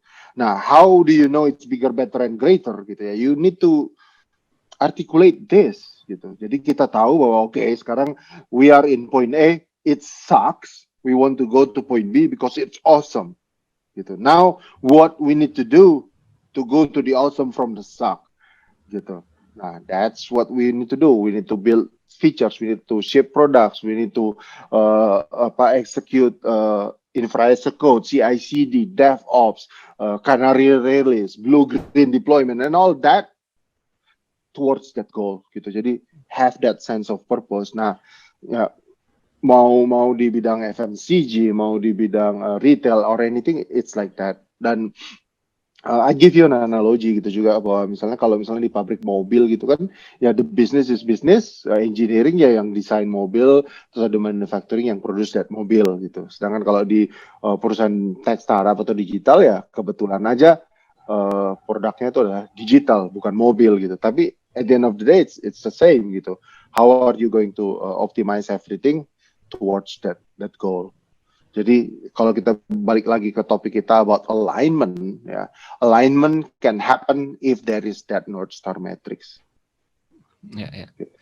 Nah ini mungkin gue nggak tahu nih Mas, ini contoh yang benar atau contoh yang salah ya. Jadi mungkin kalau gue ngeliatnya tuh kayak ngeliat Tesla Mas. Jadi Tesla itu kan dia objektifnya adalah membuat sebuah mobil listrik, bener ya? Dimana mobil listrik itu punya banyak komponen di situ kan ya. Nah kita tahu baterai dari mobil Tesla itu nggak perfect banget, ya kan? Nah, tapi kalau misalkan Tesla itu dia fokus di pembuatan baterai, mereka nggak akan bisa dapat jadi mobil gitu loh, ya kan? Mereka nggak akan pernah bisa ship produk tersebut karena seharusnya North Star metric-nya adalah mobil listrik, ya. Makanya itu harus banget ada alignment antara bisnis dan teknologi. Nah, Mas, cuma kan sebagai seorang engineer ya, gue ngeliat teman-teman peer gue juga sifatnya kan beda-beda nih ya, sifatnya beda-beda. Ada yang, wah kita harus pakai Kafka nih, teknologi terbaru gini. Oh kita datang teknologi apa? Pakai Rust gitu kan, pakai programming language baru gitu. Itu pasti selalu ada di mana-mana gitu Mas. Ya. Kita tuh nge-handle orang-orang yang gitu sebagai mungkin engineering leads ataupun mungkin sebagai product manager itu how sih Mas? Yeah, that's a very good question ya. It's a very good situation yang kita face every day in the field. Dan I myself, I'm despite I'm at the C-suite, I'm an engineer gitu. I've been a software engineer for my whole life gitu. Nah, engineers have that ketertarikan gitu ya. Cinta terhadap teknologi, suka banget ngoprek hal yang baru gitu. Betul. Ada AI lah, terus ada Kafka, microservice, Lambda-nya AWS, all these things gitu ya. Terus kita ngerasa kalau kita ngerti atau kita bisa pakai that technology, terus kita one of the first few yang jadi early adopters of that technology, yang use that technology, we are so cool gitu. Jadi, we are the coolest engineer in the world. Everyone is behind. Jadi we are at the bleeding edge. We are the coolest guys gitu. Nah, so I can understand that feeling gitu ya. Dan actually in a tech company atau in an engineering focused company, digital company, that should be the appetite gitu ya. You should always look for bleeding edge technologies. You should POC it. Yeah, you should try to see where it will help you solve your problems atau create more values. Gitu. You should do that. Nah, sekarang the thing is, again, balik lagi, kita mesti bisa measure it, gitu ya. Dan tadi saya mention about whether it helps us to solve our problems atau whether it helps us to create values. So, my take, ya, myself, I encourage the team to explore the new technologies yang available and see how it will fit into our solutions. But kalau teman-teman mungkin pernah dengar ya, Steve Jobs pernah ngomong begini. Jadi we should not start with the technology. We should start with what awesome benefits we can give to our customers, and then work backwards to find which technology that can support that purpose. Gitu. Atau start with the customer experience and then work backwards to find the technology untuk bisa serve that purpose. Bukan the other way around. Oh, this is one cool new technology, gitu ya. Let's see how it can turns out bisa help our customers gitu. Jadi it's the other way around. But again, innovation kan it's about push and pull. Ada pull ya, yang dari sisi demand atau dari sisi customer butuh solution, terus kita come up with find the technology yang bisa kita cari untuk solve that problem atau create that value, atau there is also a push, but we need to be able to articulate that capabilities. Jadi misalnya you want to use the latest technology, you want to use the latest programming language, framework, libraries or tools, ya, you need to be able to articulate what problems does it solve, ya. What value does it create to support our purpose tadi? It is very fine loh. Kalau misalnya kayak waktu last time ya apa ya, yang baru terus teman-teman ngoprek. Okay, let's say I just give an example. Misalnya dulu di iOS, di iPhone itu kan belum bisa NFC gitu ya. Terus tahu akhirnya jadi bisa, ada SDK-nya yang baru gitu ya. Jadi iPhone bisa doing NFC. Terus ya my team, okay, let's explore that. Now bisa kayak Android juga, iPhone juga bisa NFC. Terus let's see what is possible. Okay, now what is possible? Let's say untuk top up misalnya e-money yang di kartu itu dengan NFC ditempelin di phone gitu. So all these new technologies ya, yang kita pakai atau all these new product should be able untuk bisa kita showcase ke bisnis gitu ya, bahwa what is possible gitu. Okay, with this new technology, yeah, we can deliver this so that we can give this awesome benefits to our customers. Atau with these new technologies, we've been dealing with this problem for years, but if we adopt and implement this problem will be solved. It will be gone. Gitu. Nah, if we can articulate it like that, gitu ya, the company, the business will actually welcome and encourage the team to do that. Gitu. Jadi terus ya depends on the stage of the company juga. Maybe you want to allocate some effort gitu ya untuk doing such kind of research atau POC atau prototyping gitu untuk bisa dapat something yang kita bisa showcase atau articulate, terus kemudian ya akan di-adopt oleh bisnis gitu. Jadi that's the thing. Jadi kita nggak boleh discourage itu. That's actually needs to be encouraged, but that needs to be able to be articulated untuk bisa solve problem apa, terus kemudian bisa create value apa. Jadi bukan adopt technology for the sake to be the coolest guys in town using the latest technology, but it should create awesome benefits, it should solve problems, it should create values, dan itu harus bisa di showcase. Gitu. Oke, ini gue setuju. Cuman gue garis bawain dikit mas. Itu banyak terjadi menurut gue ya. Koreksi kalau misalkan emang gue salah.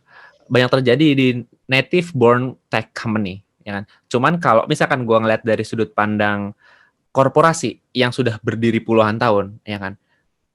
Gue so tau aja ya. Gue so tau kayak gini. Apa namanya? Kenapa kita harus rubah? Ini kan masih bisa gitu loh, ya kan. They don't want to change and unless something really big happens gitu kan. Misalkan tower jatuh, baru mereka ganti tower. Nah, gue ngelihat permasalahan yang 180 derajat berbeda dari native born tech company gitu loh. Nah itu menurut Mas Norman gimana Mas? Terus there is also a reason why the newer generation of the digital or tech startups company eating up the old static not moving older companies. It's because of that gitu ya. Jadi balik lagi ke appetite of the company, the appetite of the board, the investor, and the management on where we are going to go and how fast we want to go there gitu. Jadi at the core ya, whatever we do, kayak tadi yang saya share di depan itu problem definitionnya, problem statement, why Dana was born, why we create Dana gitu ya.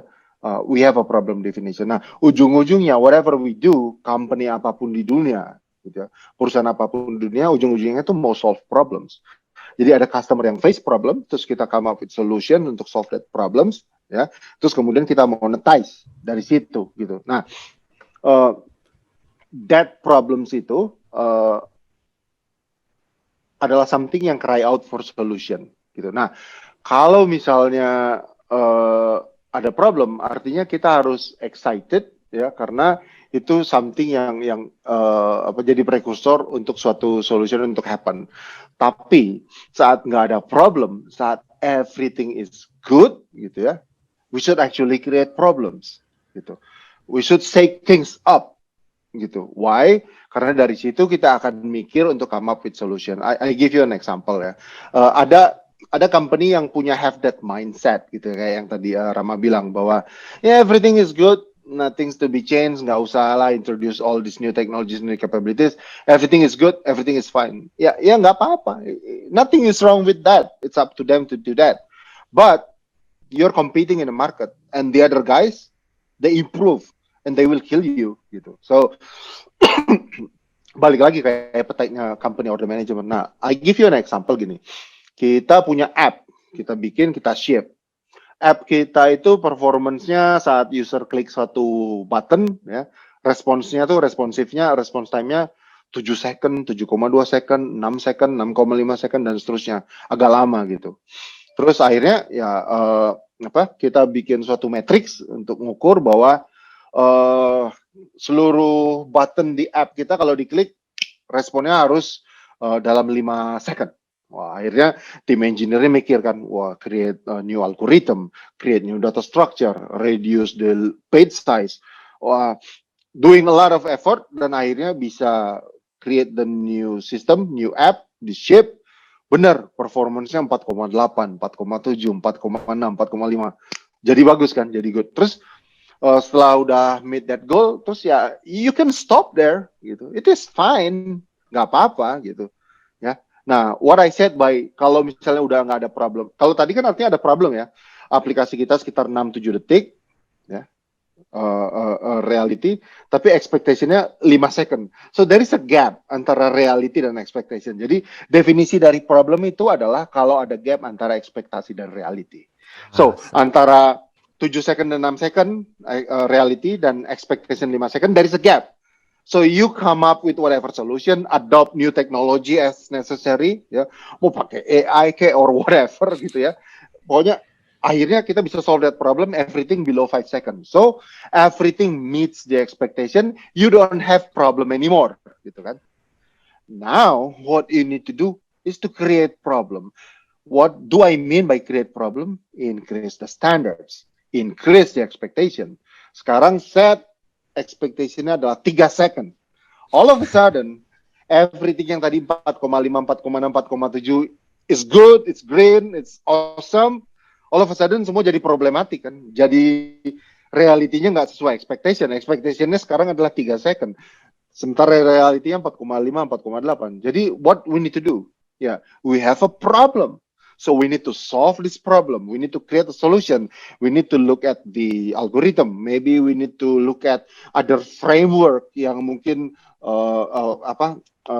overhead-nya lebih kecil sehingga performance bisa di-increase. Atau kita rubah struktur datanya. Atau mungkin kita rubah yang tadinya akses ke database. Oh, mungkin we want to introduce case. Karena itu bisa increase the performance and so forth. Akhirnya kita muter otak lagi kan. Dan our engineering skill set itu to being put in the test again, and we have to do POC, we have to do prototyping, we have to test this framework. Terus once we POC terus it looks fine, terus ya kita build, kita execute, terus kita tes, 2,9, 2,8, 2,7. We are getting better gitu. Nah, jadi itu balik lagi. Kalau perusahaan yang tadi ngerasa bahwa everything is under 5 seconds, all is good man, all is good. Fine. But everyone else, your competitors, is trying to hit 3 seconds gitu. Jadi ya balik lagi, what do you want to do as a company? Dan if you're an engineer, software engineer, and you are hungry or thirsty atau you're so driven to really maximize your engineering capabilities, your engineering skill set, you want to learn, you want to execute, you want to push the boundaries, you know in which company you want to work gitu. Jadi kira-kira seperti itu. Iya, ini berarti emang there has to be a balance ya Mas tentang hal itu ya. Oke, ini menarik banget. Dan ini udah liar-liar banget nih Mas pertanyaannya nih. Kayaknya udah pada gatal-gatal banget nih buat tanya ya.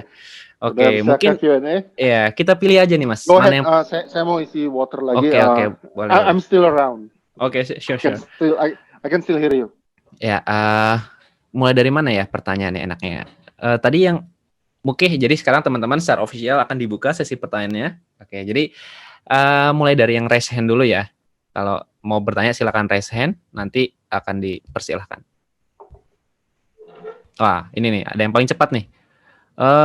Tadi, Reksa Aryansah. Ini bisa tolong admin di anuin. Ya, Reksa Aryansah, boleh dipersilakan, di unmute tolong adminnya.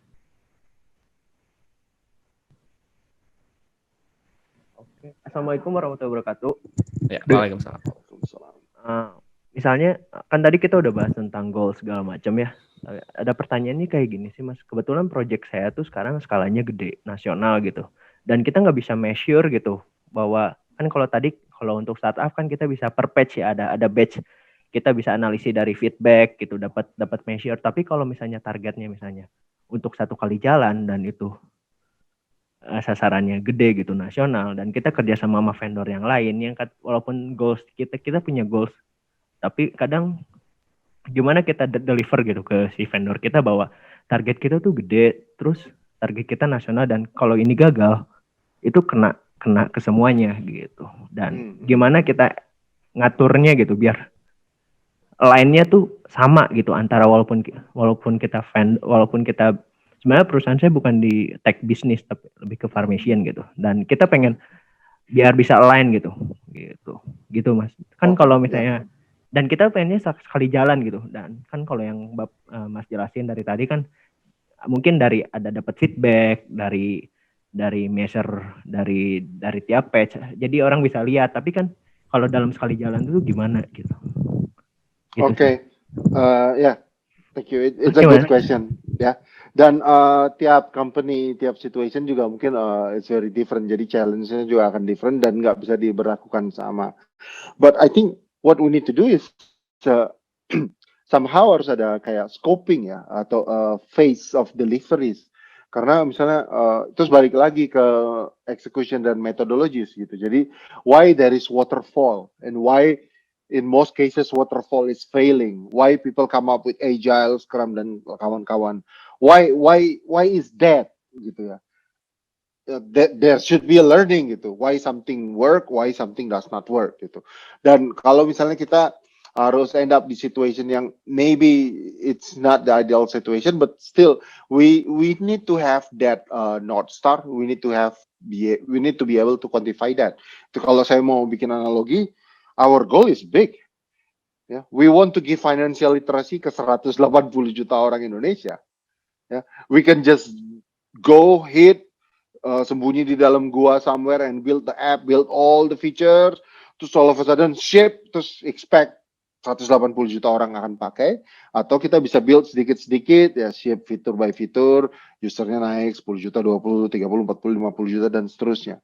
Gitu. Jadi you need to do some scoping, you need to do some ada fase-fasenya, dan setiap scope dan fase itu harus ada kayak deliveries yang kita mesti define apa yang mesti kita achieve, by the time kita capai itu. Dan saya pernah involve ke suatu project yang kayak gitu. Jadi I think kalau nggak salah di tahun 2004 saya pernah involve bikin sistem penghitungan suara pemilu pertama di Indonesia untuk pemilihan presiden, DPRD 1, DPRD 2, dan DPRD 3. Terus kita execute, we build that project. Tanggal pemilu kan itu udah define, udah fix gitu ya. Jadi mau nggak mau, we need to build that software. It has to be done and shipped by the given date. Karena nggak mungkin KPU mengumumkan pemilu ditunda 2 minggu karena softwarenya belum jadi. It doesn't make sense gitu. So we have to meet that target. We have to make that happen. Nah, akhirnya dari situ ya harus ada things yang harus bisa kita optimize. Karena kalau kita di-constrain oleh waktu, ya kita harus bisa maximize the other area, di sisi resources, di sisi investment, di sisi tools, dan sebagainya. Gitu. Jadi, that should be things yang mesti kita define. Dan itu balik lagi ya, it's about leadership, it's about management, organizing skill, ya. Leadership is about creating inspiration, management is about creating optimization, gitu. So, at the end of the day, tetap misalnya kita harus bisa define North Star Matrix, apa yang kita mau capai, itu harus bisa di-quantify, terus kita harus bisa measure, are we on the right track atau enggak, gitu ya, termasuk komunikasikan ke outsource atau vendor atau mercenaries yang kita engage, jadi mereka tahu where we are today, and jadi dia intinya tadi balik lagi yang saya bilang, point A, point B, kita harus tahu point B-nya tuh bentuknya gimana, gitu. Dan sekarang kita di point A, how are we going to move to point B, gitu ya. Nah, kita tahu kita jalannya ke situ, kita bukan jalannya ke tempat lain, gitu. Ya, jadi employee, vendor, semua harus di-communicate dan harus have that North Star. Ya, karena if you don't have that North Star, you don't have a compass. Jadi kita nggak tahu ujungnya mau apa sih, gitu. Ya, I think you should, you may want to talk to the leadership, to the management, gitu ya. To help create that clarity. Ya, oke. Jadi mungkin nih gue nambahin sedikit ya dari Mas Norman ya. Kalau misalkan emang ada masalah di antara alignment, kadang-kadang nih berhubungan, gue pernah tahu juga nih masalah dari vendor sama juga dari dari klien, ya kan. Kadang-kadang nih North Star dari klien itu udah jelas, sebenarnya udah jelas. Cuman kadang-kadang kita ini develop sebuah sprint, ya kan, sprint agile metodologi, padahal yang kita lakuin tuh waterfall, ya kan. Jadi it's a bit useless kalau kita iterasi dan lain-lainnya kalau emang North Star itu udah jelas. Itu aku soto aja ya Mas. Sorry kalau misalkan salah ya. Nah, jadi perlu di-align dulu sebenarnya bisnis dan bisnisnya. Kalau emang ada di situ ada sesuatu yang nggak pas, ya. Nanti baru ke vendornya. Dan kalau di vendor mungkin lebih ke arah merchant, karena emang vendor itu mercenaries ya, Mas. Itu bisa nggak sih kita rubah jadi missionaries seorang vendor tuh? Intinya sih bisa, karena gini, mungkin mereka will not be as motivated atau enthusiastic if you are really part of that team with that mission, ya.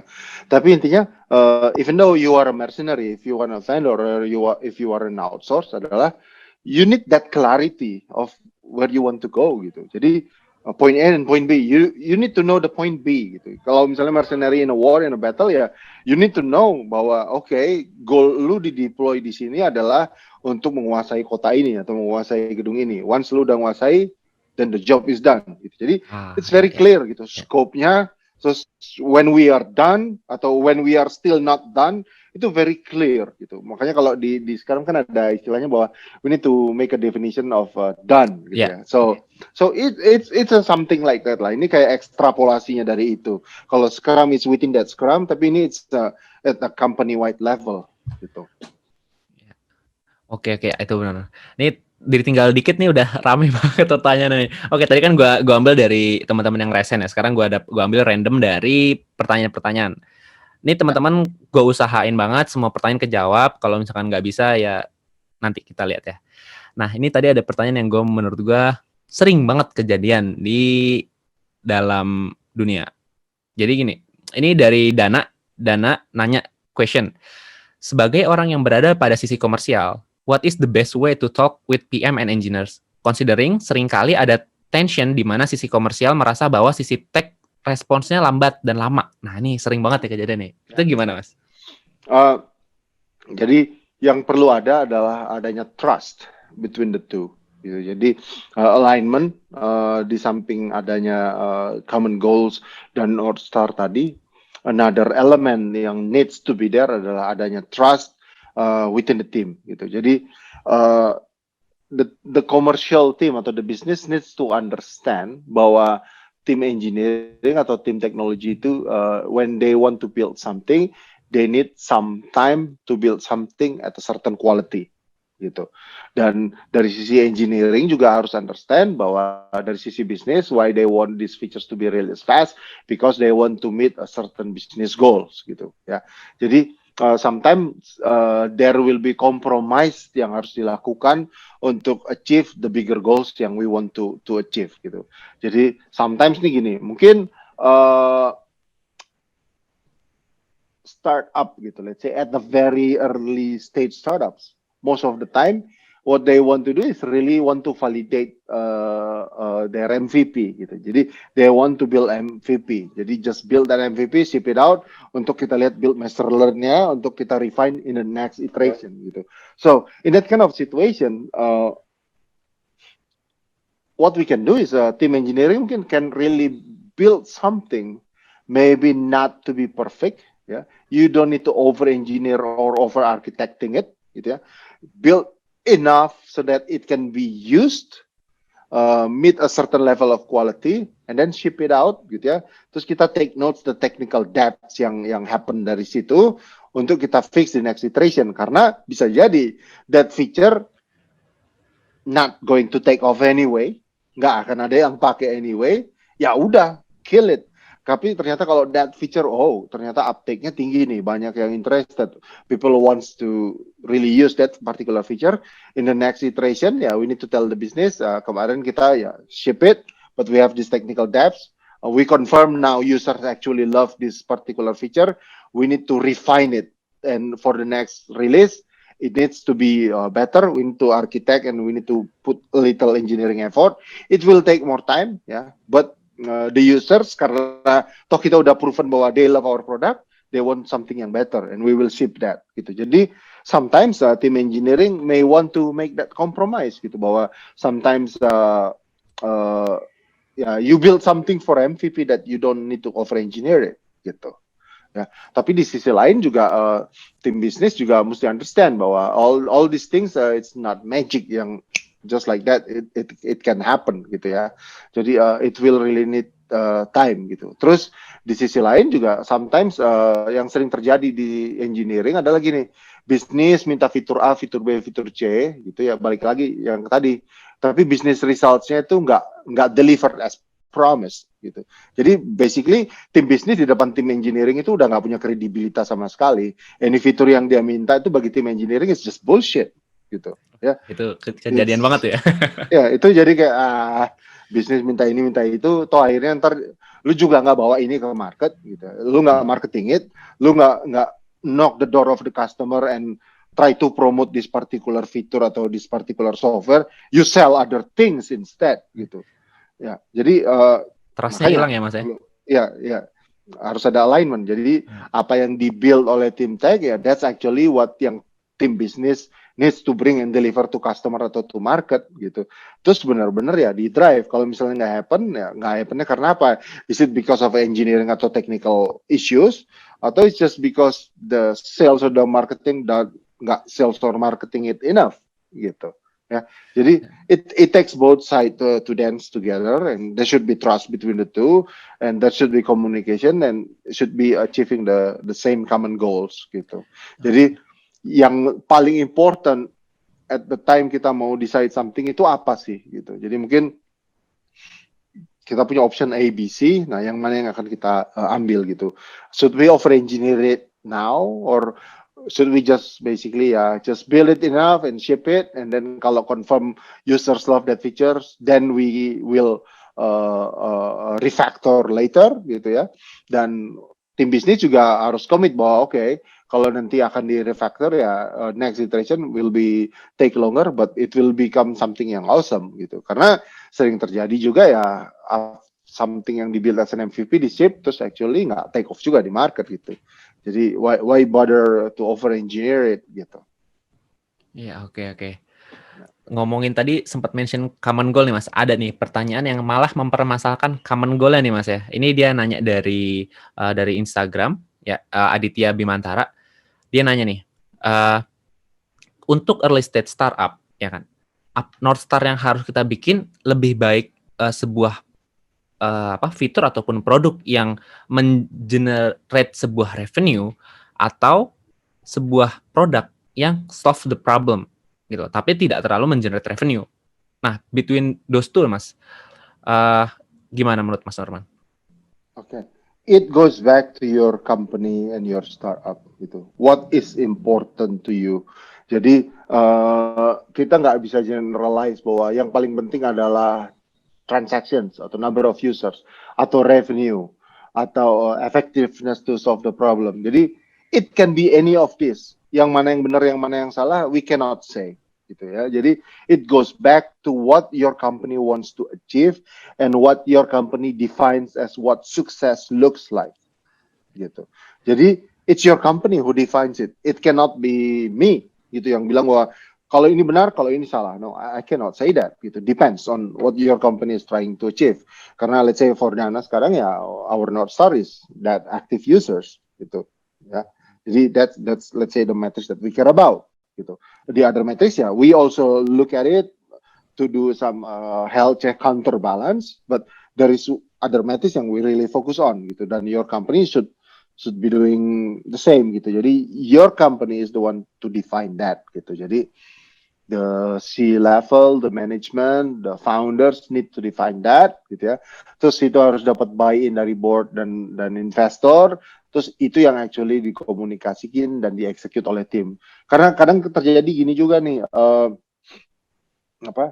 vendor atau investor mintanya X, gitu ya. Terus tapi founder atau manajemen believe-nya tuh Y, gitu. Terus ya itu udah nggak nyambung dari awalnya juga gitu. Jadi definition of success beda ya Mas ya? Iya, jadi akhirnya tim execute try to bikin Y gitu ya. Terus sementara ya board dan investor mintanya X gitu. Jadi itu harus di align di level itu dulu. Atau sometimes ya kadang-kadang juga gini. Yes, sometimes there are board atau investors yang actually doing digital for the sake of FOMO, fear of missing out, gitu ya, atau so that look cool doing digital atau tech startups, but actually the success looks like-nya bukan measure yang related to technology atau digital atau startup sama sekali gitu. Jadi success looks like-nya it's not a function of technologies or this digital. Gitu. Jadi trying to do digital or technology, tapi yang mau di-achieve itu sebenarnya hal lain gitu ya. Terus use this digital or technology so that you look cool gitu. Tapi suksesnya bukan diukur dari sukses of things yang merupakan function dari digital and technology.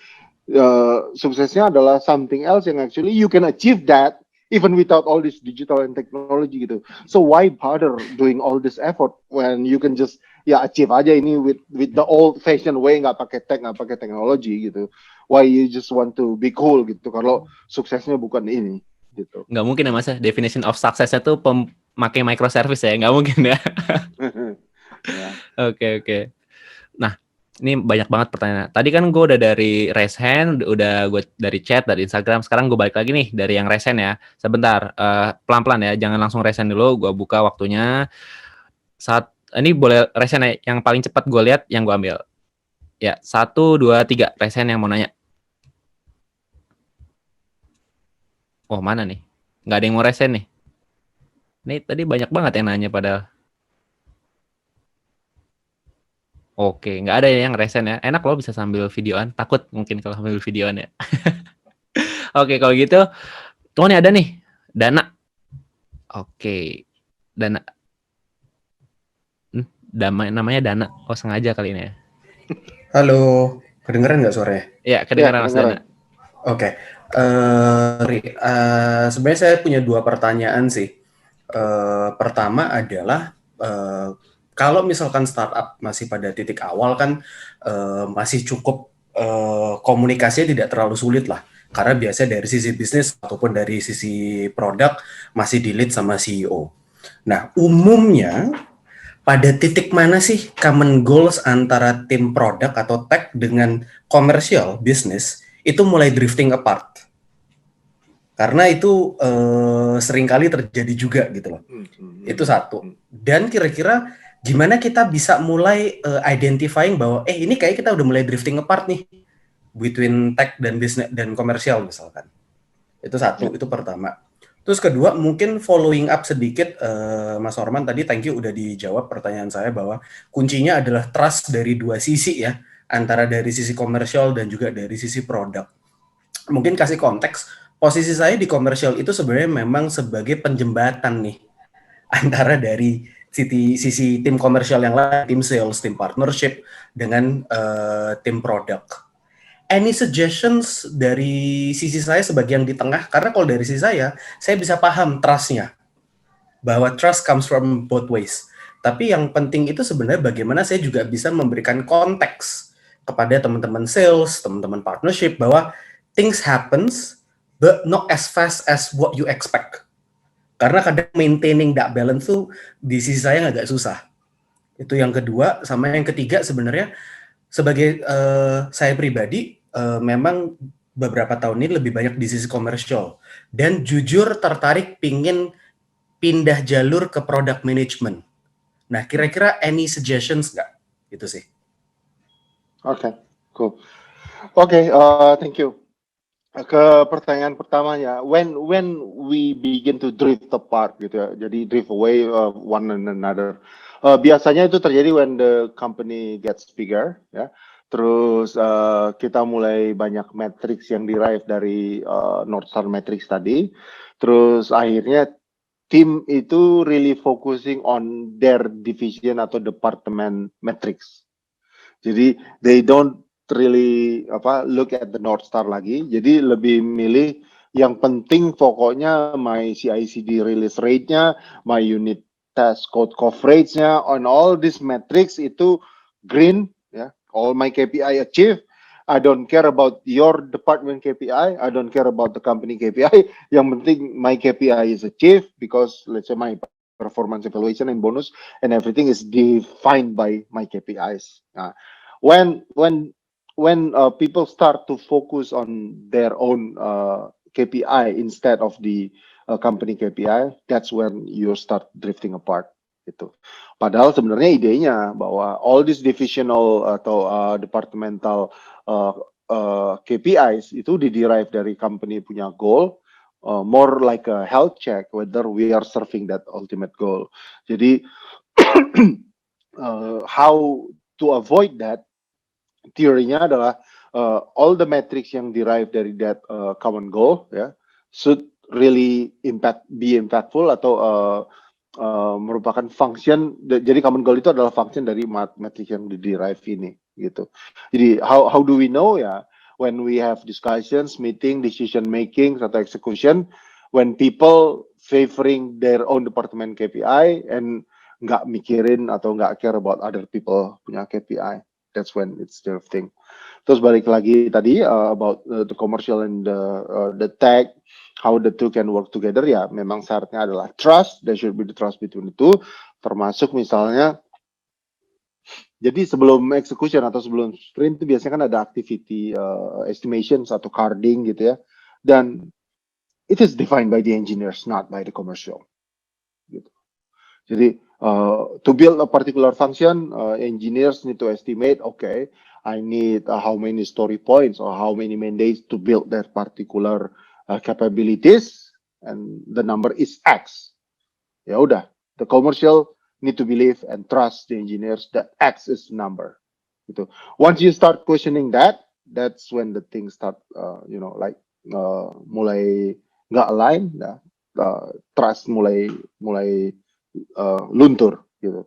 Dan di sisi lain juga si engineers atau tim tech ya balik lagi to your own integrity gitu ya, bahwa is it really the case you need X atau actually you just need half X tapi you just want to slack yourself, jadi ya you can just chill, jadi you ask for X gitu.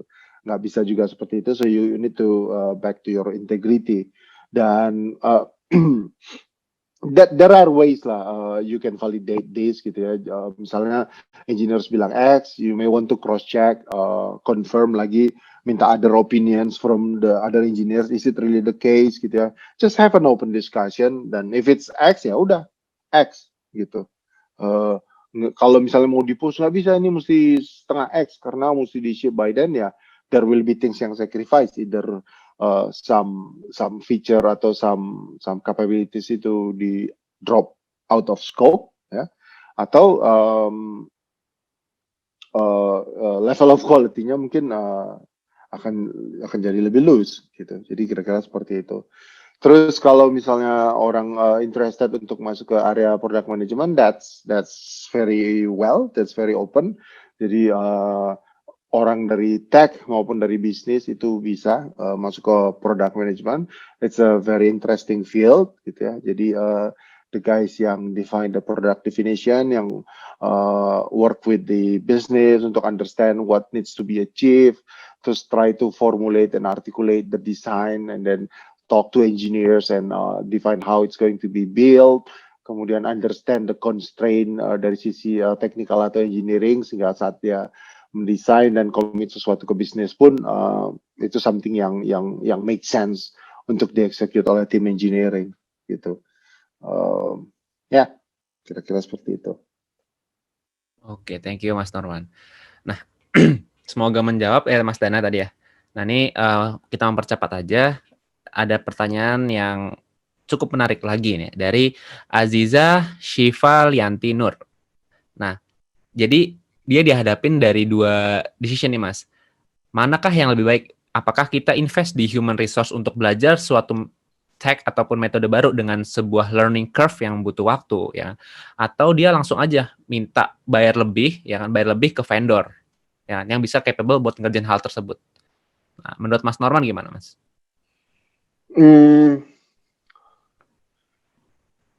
It will really be on case by case basis, but for me akan balik lagi what matters the most gitu. What is more important? What is at high priority? Is it to ship these new things fast, atau for us to really have an intellectual property of this particular thing gitu? Kalau we need to ship these things fast, if we have the money, get the vendor, get someone yang really experienced and really good at it, build and ship it fast. And then the team learn, habis itu setelah barang itu jadi jadi tim bisa continue to maintain and enhance that particular thing. It is fine to make the decision. If the decision is, it doesn't really matter when we're going to ship it, but it's going to be our key value proposition to the market, and it will be our strategic differentiator and our competitive advantage, and it should be our intellectual property. Your team should build it yourself. Gitu. Jadi back on what matters the most, what is the priority. Different time it will be different company it will be different. Jadi again, yang penting adalah look back to what matters to you the most and make the decision to serve that goal. Gitu. Ya. Oke. Ya, thank you Mas. Semoga menjawab ya, Mbak siapa ya tadi ya, Mbak Nur. Ya. Nah, mungkin karena waktunya udah sedikit lagi, mungkin ini pertanyaan terakhir aja ya, pertanyaan terakhir. Nah, mau tanya nih, traits apa sih yang harus dimiliki seorang tech leader supaya bisa bantu achieve sebuah North Star? Jadi role dari tech leader itu apa sih Mas terhadap North Star? Oke. Tech leaders itu ada berapa level gitu ya. It's not the same. Depend on the company size, depends on the company stage gitu ya. Ada very early stage startup, the CTO slash dev lead slash everything ya. Terus kalau in a later state company there is a CTO, ada beberapa VP engineering, under VP engineering ada beberapa head of engineering, ada engineering manager, and then ada dev leads gitu ya. Jadi it's like whole big pyramid. So its phase, its level is different. But overall gitu, what needs jadi key attributes yang dimiliki oleh seorang tech leaders itu number one is you are a technical person. Jadi, if you're not a technical person, forget it. It will not happen. You will never get any respect from the team. Gitu. So, if you never be an engineer, or if you don't understand engineering and you want to become a tech leader, you will have a tough, hard time. Gitu. It's hard for you to win the hearts and mind of your team. Gitu. Jadi that's a very unique thing about the engineers or the tech people is that, yeah. If you're not a geek, you're a suit. You're not like us. You're not one of us. Gitu. You just don't understand us, and you have no idea on the complexity of the things that we do. Gitu. Yeah. So there is the thing, and the only way to win that, to gain that respect, if you have showcase or have a proven track record or portfolio that showcase that yes, it is the case that you are a tech person that have done great things gitu. Jadi that's very key. Kemudian habis itu ya of course you need to have that leadership ya. Jadi you need to be able to have that vision. It can be your departmental or your group or division level vision, but sometimes there's also a vision from the company. Basically yang tadi ya, you have that vision of point B. You know where we are at point A, and you know, and you can articulate point B, and you can show the team the way how we can go to point B, gitu. Terus you actually step up, execute, define a plan, and run it to achieve the point B.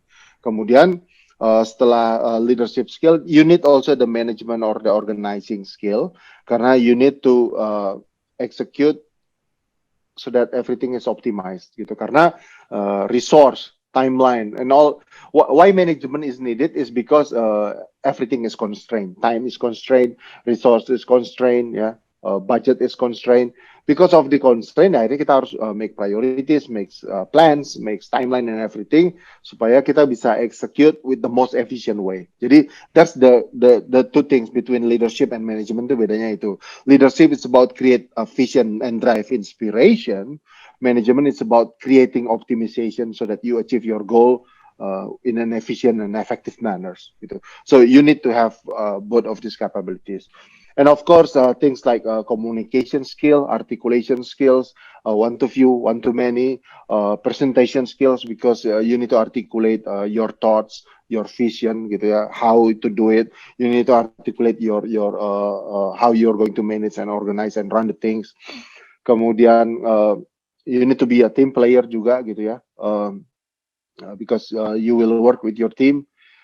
Kemudian you also there is another aspect yang namanya adversity quotient. Jadi not just because of your leader. Jadi it's about resilience gitu. Jadi when things get tough, you can deal with it. Sometimes you have to fall, but you can get up again. And you really knows gitu bahwa you cannot calm down the storm if there is a storm, but you can calm yourself down in the storm so that you can be calm and you can think clearly. You can create a sane decision, create and drive sane action for you and your team gitu. Kalau leadernya itu jumpy, hysterical, atau frozen di tengah storm atau hard situation, then it will be hard. So you need some level of adversity di situ.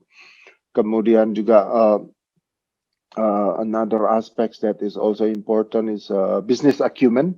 Yang tadi ya, jadi you should be able to help the business, the company management ya, untuk bisa articulate the business values yang ingin di-achieve dan how you can relate that technical capabilities or result yang dibikin oleh your team, how it will impact the business result. So you need to have that business understanding and business acumen. And then, yeah, you need to understand human dynamics karena you're not just dealing with lines of code, variables, machine, CPU, memory only, but you're also dealing with people, which is your team member. And there is a specific things about human dynamics yang you need to understand gitu ya.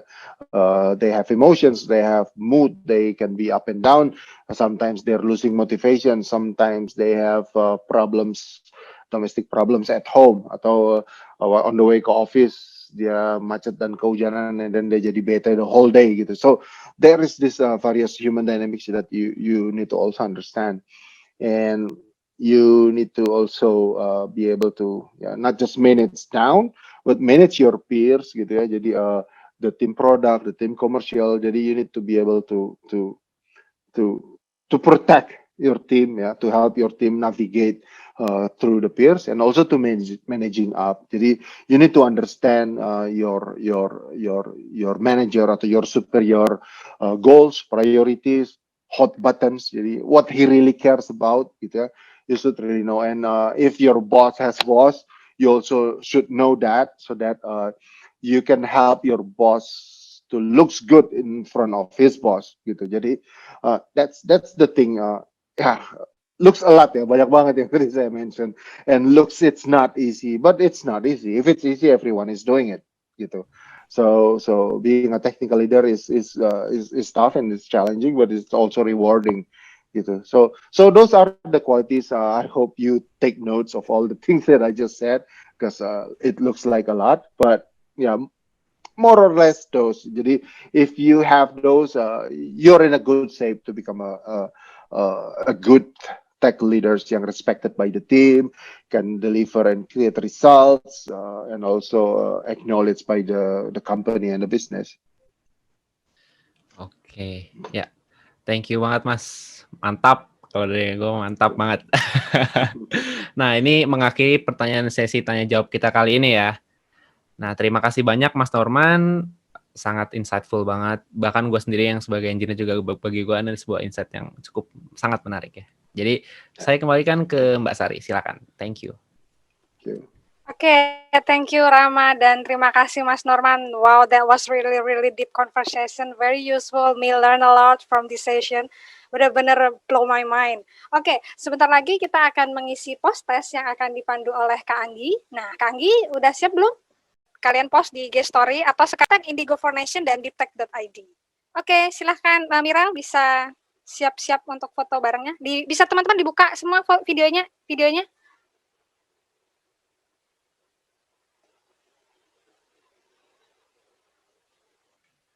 Oke, Mira, apakah sudah siap?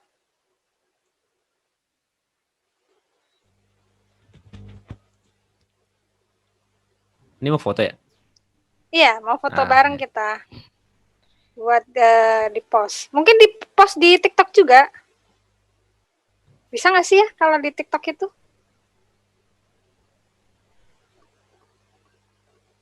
Halo, Miran. Sudah siap? Boleh aba-abanya?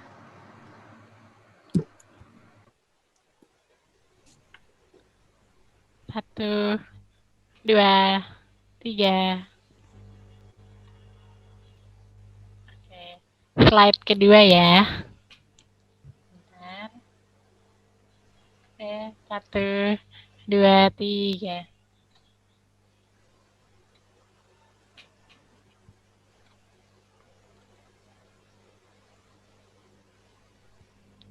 Oke, sudah. Oke, udah semua nih ya. Udah semua nih kamera ya. Nah, teman-teman jangan leave dulu karena setelah ini akan ada virtual networking. Kalian bisa yang ingin kenalan langsung dengan Rama atau Mas Norman bisa langsung aja buka mic dan videonya lalu say hi.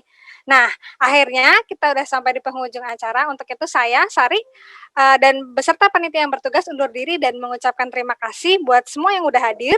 Mohon maaf bila ada salah kata. Sampai jumpa. Bye. Terima kasih semua. Selamat malam.